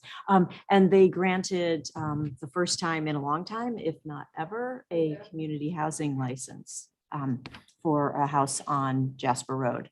So they will have a unit. Now, you say they granted it. How does that work? Is that a recommendation to us, or they granted? They have, I guess, the authority to grant it, but then it has to go to ZBA to get some variances cleared. And I can't find the resolution right Okay. now. Mhm. Or else I would go over it. But no, in the town code, they're the ones who grant the license. So Stephen, And it's this is just a- all new to us, so we'll have to make sure that we're doing the procedure Mhm. And properly. it's dependent upon approval from the ZBA and the Gotcha. building department and the county and everybody Right. else, but Okay, it gives them the authority to take those steps. Yes, Okay. yeah, now they're able to take it forward. So there'll be, Yeah. a unit available for housing. Every little bit helps. There you go. Hey, Stephen, in terms of the 9 Cozy Lane, the gentleman, the owner, was served successfully. Oh. Last week was successfully served. Do we find out what the next steps are in terms of I'm hoping he acknowledges it somehow. Somehow he or somebody from his family can get down and actually view the condition of the house and actually claim the valuables that are claimable in the garage or the backyard. They have 3 kayaks, and there are things that are valuable. so just to refresh us, Yeah. what was he actually served with? Yeah, I'm not aware of. The Bob would have to be here to go into depth on exactly. This is an It was, unsafe house. it was a house that is basically being condemned and going to be, it's unsafe Okay, and was going to be taken Have a down. Public hearing on it? yes. So we'll follow up on that, Okay, just to see yep. what the procedure is. Yeah. What's his liability now? You got anything on that one, Dot? I don't think I so. don't think so. No. Okay. No. Okay, anybody in the audience have anything for us?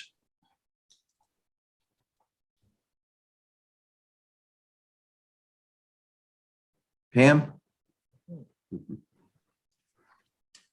You're on mute. Hi, I'm just looking for some clarification now on this LLC and mooring situation. I guess what I heard the town attorney say that there's going to have to be a local law amended before you can approve any of these applications then going forward? No. Because the town code doesn't approve it right now. And I see that you still have the Weber on for a special meeting this afternoon, which is an LLC, and it does not follow town code as it stands today. No, I did not say that. My reading of the code actually is that the town board can process LLCs. Now there's a substantive discussion and deliberation on as to whether or not we should curtail that and also better define what is a resident versus a domiciliary. And so we're going to be working on that. But again, my reading of the code is LLCs are deemed persons and that they are residents if they own property. Therefore, they can make an application for mooring and it could be processed. Okay, that's just not my understanding of the code again. And that's what's held up. Daniel Lord Road, the Thriving Sea LLC, this one for Weber and 9 North Manantec have been held up because the code does not support what you seem to think it says now. So I'm just a little concerned that this really hasn't been straightened out since the discussion first began. You know, and everyone on the board, including Mr. Dixon prior, have said that the code needed to be changed and cleaned up before you do any voting on these LLC and mooring applications. I think the way the code reads now is it needed a name with the LLC, and we have that. The residents and the boat have the same name and LLC on the application, so that's why we're acting on it. But the actual code hasn't changed since this application came before you. So you might know now, in fact, that you might know now, in fact, that the property owner is the same LLC as what the application LLC is. And yes, you have a person's name behind it, but that still hasn't clarified and cleared up the code difficulties in regard I to. think the code difficulty is going forward. The way the code reads now, we're allowed to do this legally, and that's what we're doing. Yeah, just so I'll go quickly through it. The definition of resident says includes any person who has resided in blah, blah, blah, or who is the owner of real property. So a resident is any person. The definition of person includes any individual, firm, partnership, trust, corporation, company, association, organization. Therefore, an LLC, if they own property, is deemed a resident and they're entitled up to 3 moorings. So that's the way the code is written right now. And that's how it's being interpreted, and that's how applications are being processed. Again, the town board is looking to tighten that up and make sure that LLCs don't own numerous properties and get to benefit themselves of more than 3 moorings. So we're looking into that, and I think we're going to have that on a work session in the next couple of weeks or a month.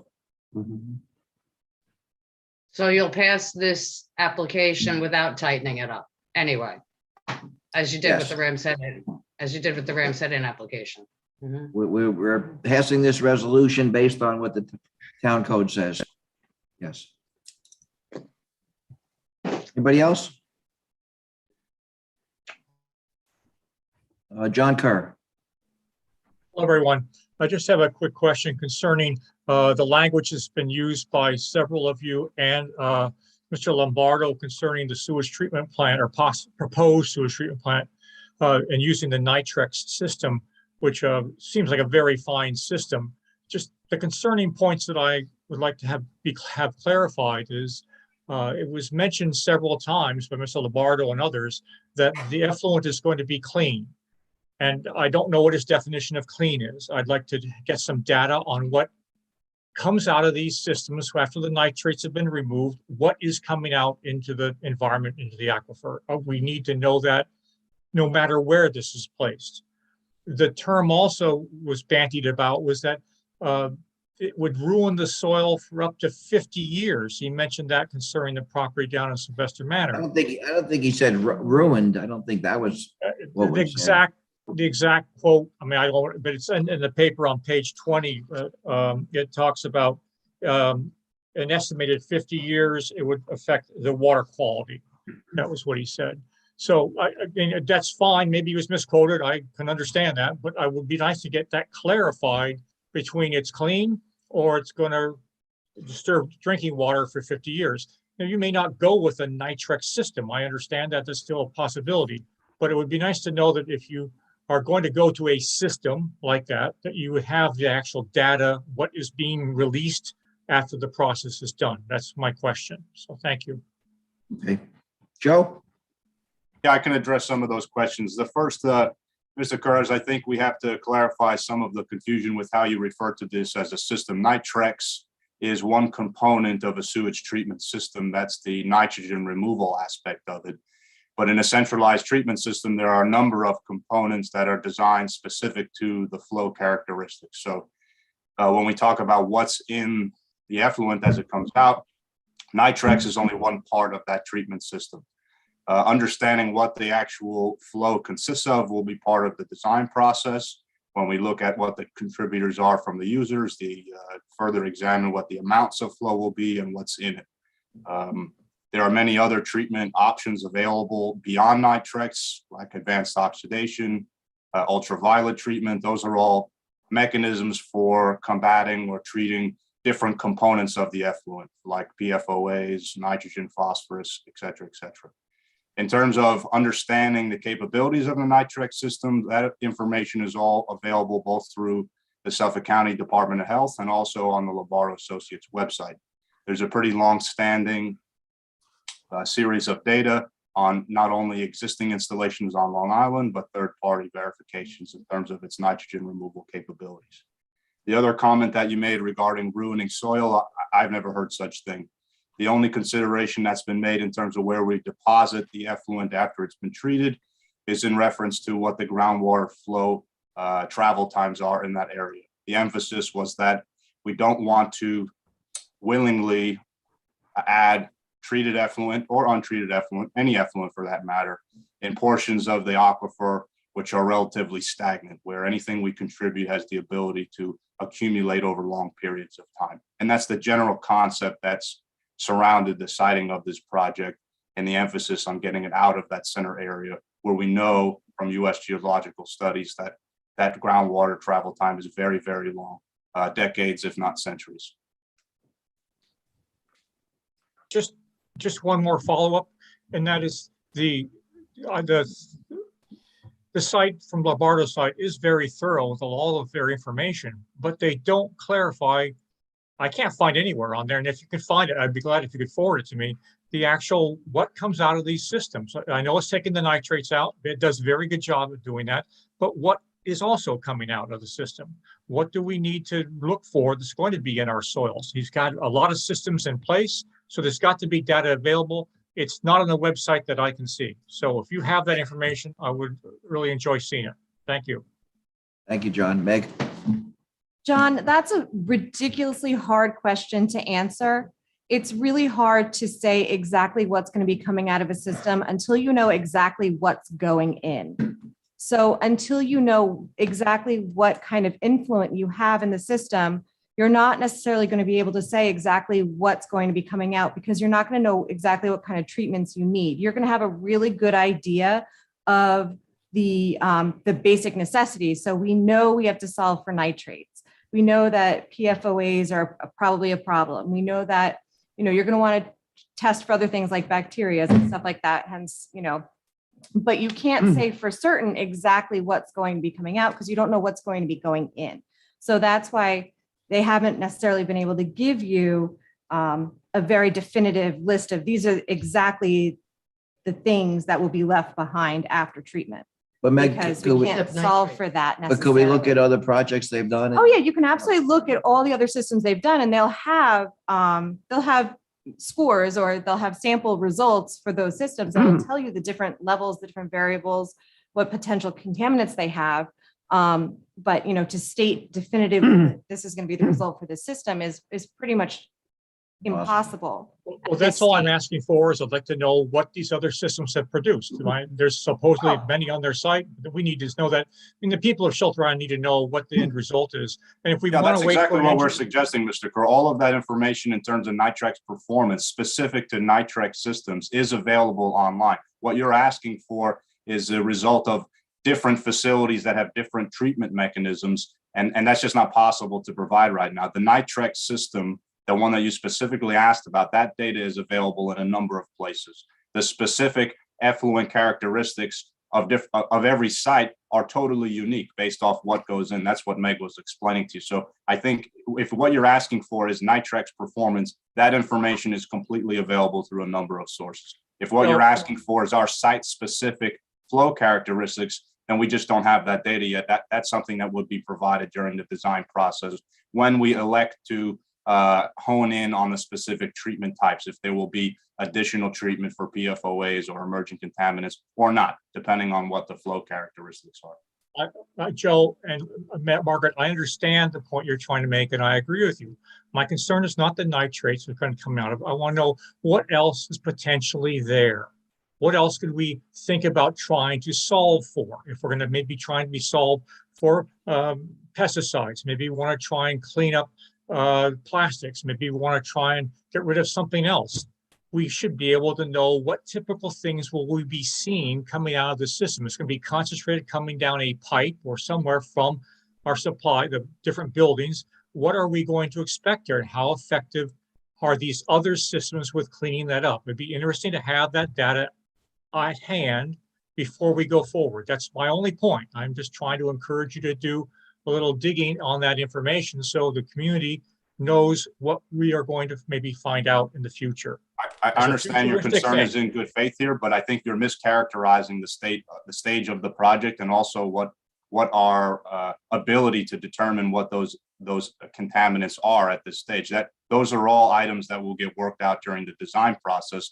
And when we look at other cases, like your point of looking at other installations, they're all unique. Some states, some counties don't have obligations to treat for pesticides or to treat for PFOA. So they may be in the outflow of the effluent, but they may not be in ours because they didn't design for it. So there's too many variables at this stage to understand where we are.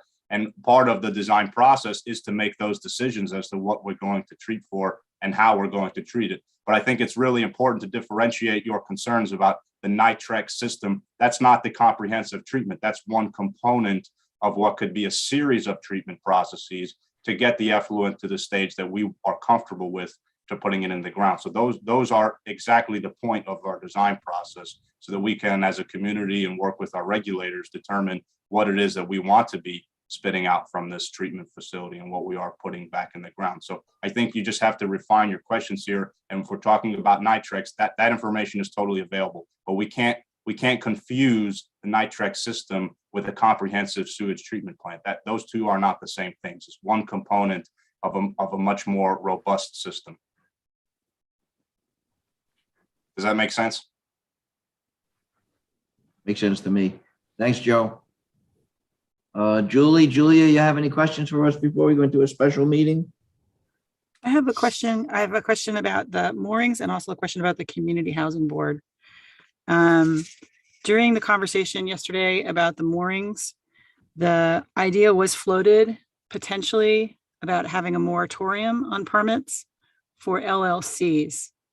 And that was not mentioned today other than in a question from someone else. Also mentioned. I did mention it. Well, I'll send you a copy of Jim's notes. That'd be That was helpful. one of them. Thanks. Okay. And also the concept of limiting moorings potentially by household was also floated. And That I did wondered- not mention. Yeah, I just wonder if that Oh, was maybe.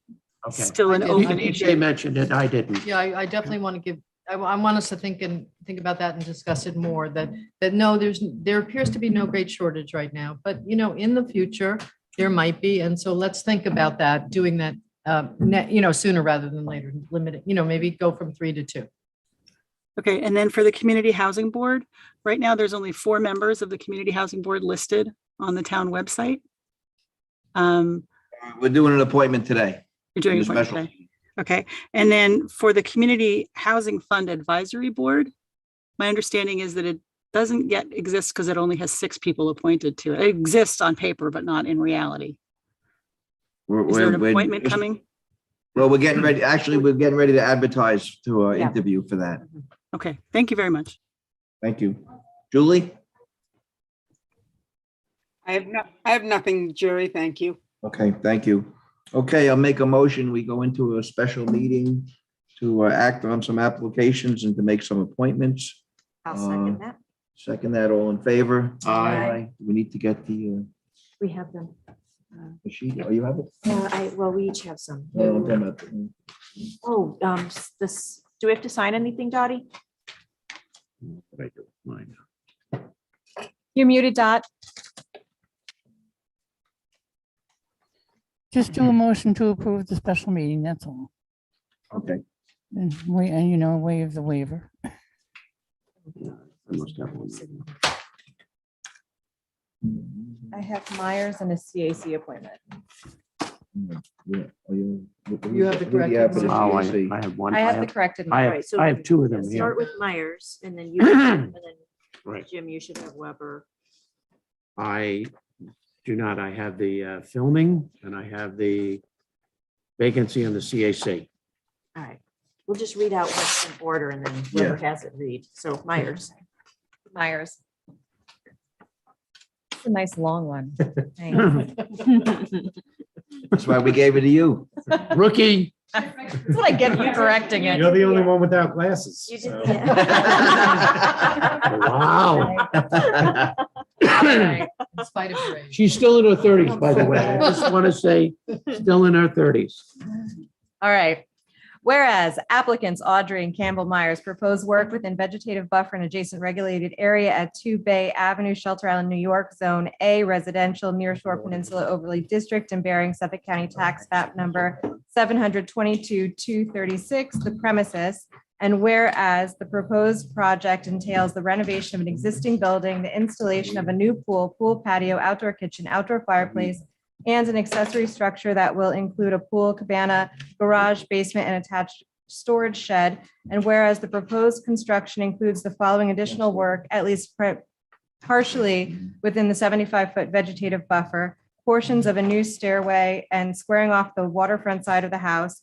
And whereas the proposed construction includes the following additional work, at least partially within the 100-foot adjacent regulated area, renovated house, pool, pool patio, outdoor kitchen and fireplace, accessory structure with attached shed, mechanical equipment and buried LPG tank. Whereas any further work is proposed in conforming locations, and whereas the application was referred to the Planning Board and Conservation Advisory Council for recommendations, and recommendations have been submitted and considered, and whereas the New York State Department of Environmental Conservation has issued a letter of non-jurisdiction on the application numbered 1-4732-01070/00001 dated April 4th, 2017. And whereas this board considered the proposed action at a public hearing pursuant to notice on December 3rd, 2021. And whereas the applicant has obtained a sanitary permit from Suffolk County Department of Health Services numbered RO7-17-0045 and dated July 24th, 2020. And whereas the applicant obtained a front yard variance from a Shelter Island Zoning Board of Appeals numbered -2021. I think we're missing a number there. Whereas this board now wishes to render a decision on this wetlands application, now therefore be it resolved that this board hereby establish itself as lead agency pursuant to SECRA and finds that this is a type 2 action which will not result in a significant adverse impact on the environment, and be it further resolved that the town board makes the following findings as to the application. This board hereby adopts the findings of the Planning Board and Conservation Advisory Council. And 2, there will be no construction encroaching into the 75-foot vegetative buffer per the calculation schedule on the survey prepared by Michael Hemmer, LS.PC.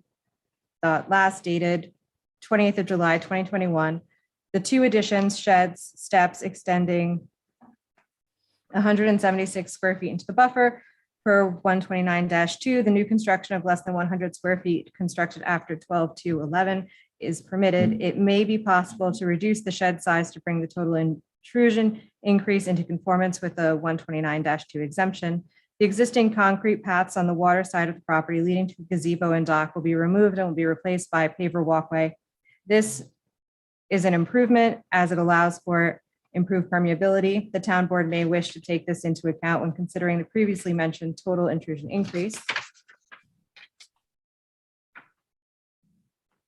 The short environmental assessment form notes the project site is located in the 100-year floodplain. No FEMA zones are indicated on the survey and its existence should be confirmed. The existing sanitary system and well, both within vegetative buffers, are being relocated outside of the regulated area. The new nitrogen reducing IAOWTS sanitary system and well are being installed. The sanitary system relocation and upgrade is a major improvement.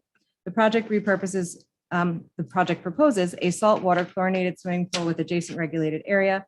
The pool equipment is to be located in the accessory structure cellar. The town board has required automatic pool covers and cartridge filters for pools within the regulated area in the past and may wish to consider this in this application. The survey shows 2 dry wells in the area of the old driveway that presumably will collect, recharge the house's roof stormwater. There is another dry well shown in the front yard near the new driveway. It is not clear if it is to be the dedicated pool dry well or the dry well for the garage. The applicant should detail it or add a dry well if needed.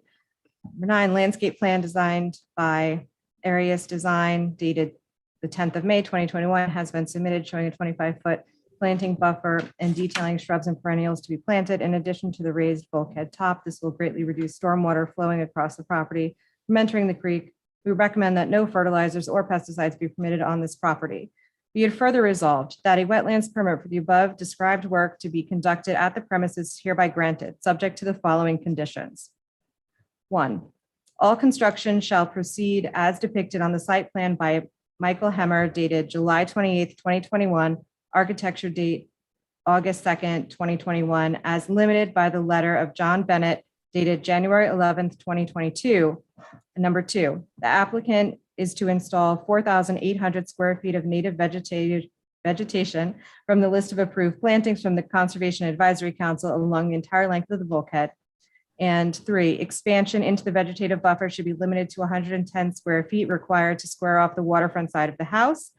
4, a boat shed must be removed from the 75-foot wetlands buffer. 5, if existing foundation is to be replaced, it must be removed from the wetlands. 6, LPG tanks should be relocated outside of the 100-foot adjacent regulated area. 7, an automatic pool cover is to be installed. Is there something else? 8, the depth of the pool shall be limited to 6.5 feet. And 9, the gazebo located on the property shall remain. 10, there shall be no dewatering during construction. 11, construction procedures and erosion controls, including the anchored installation and maintenance of silt fences during all stages of construction shall be required and be designed to prevent any runoff from disturbed ground into the wetlands areas. And 12, soil disturbance should be minimized where possible. 13, concrete paths shall be replaced with pavers. 14, additional plantings covering at least 150 square feet using plants from the list approved by the Conservation Advisory Council shall be added per the planning board recommendation.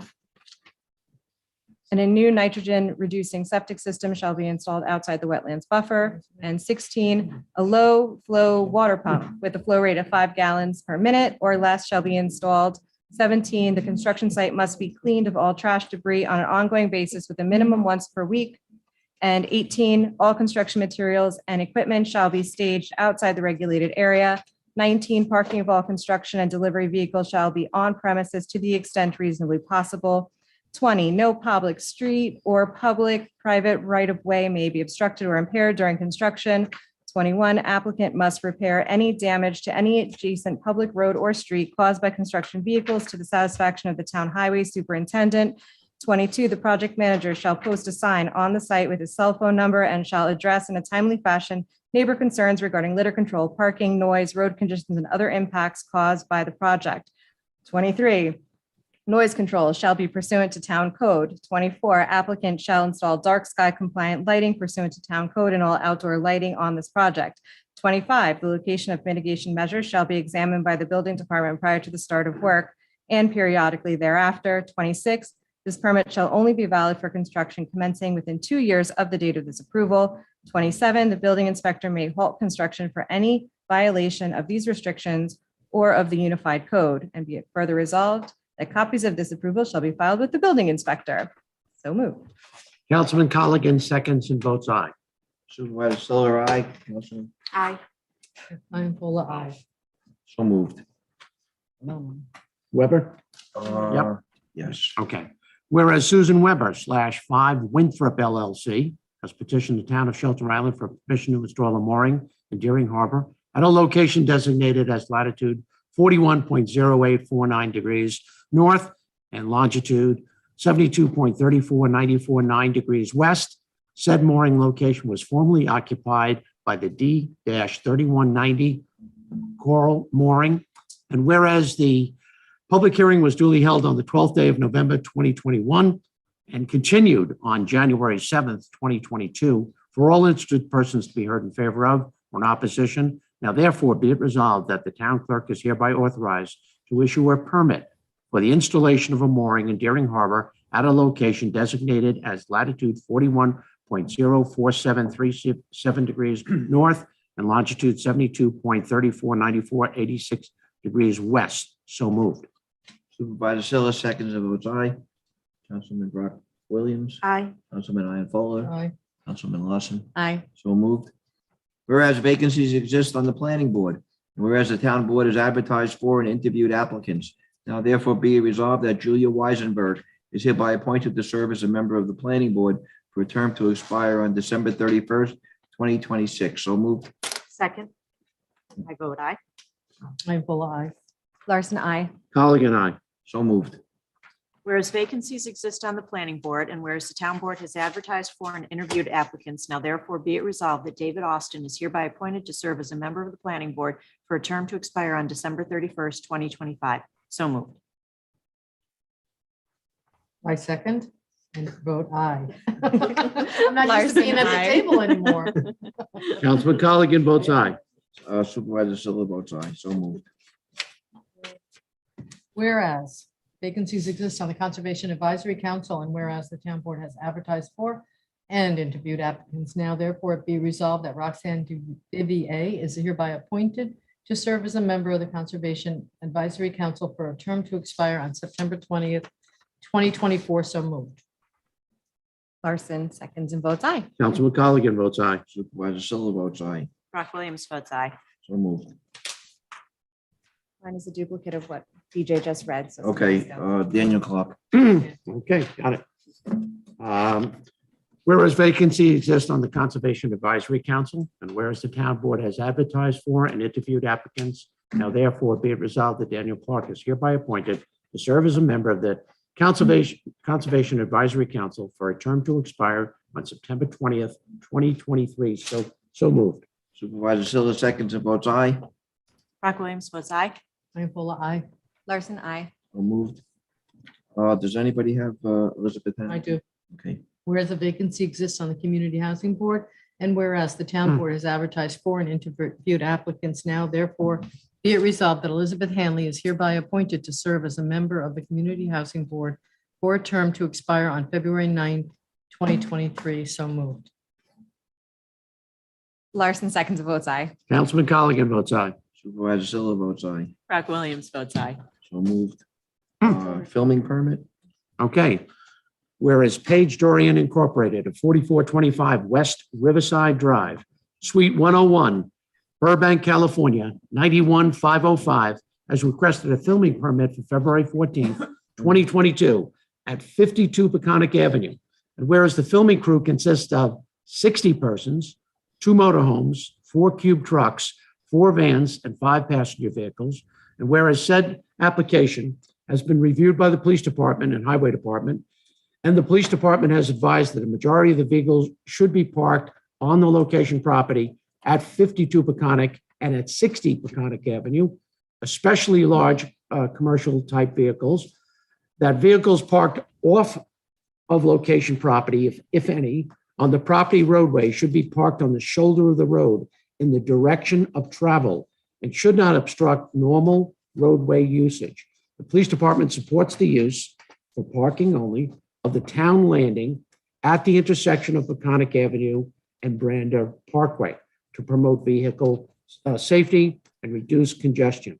And the Highway Department advises that there must not be any obstruction on the road or walkway during the filming, and all garbage must be picked up in the area. Now, therefore, be it resolved that the town board is hereby authorized and directed to issue the aforementioned filming permit upon receipt of the following: major filming application fee, $1,050, $500, excuse me. That's $1,500. 1 day filming fee at $1,200 per day, and a cleanup deposit of $1,000. So moved. Supervisor Silva seconds and votes aye. Brock Williams votes aye. Ianfolk, aye. Larson, I. So moved. I think that's it. Mhm. Okay, that's it. We're gonna Do we miss anything else? close the special meeting, and we're gonna make a motion to go into executive session to talk about contract negotiations. And there was something I went to the chief for. That's the only one I have. Okay, I have a second. A second. What are you doing? All those in favor? Aye. Executive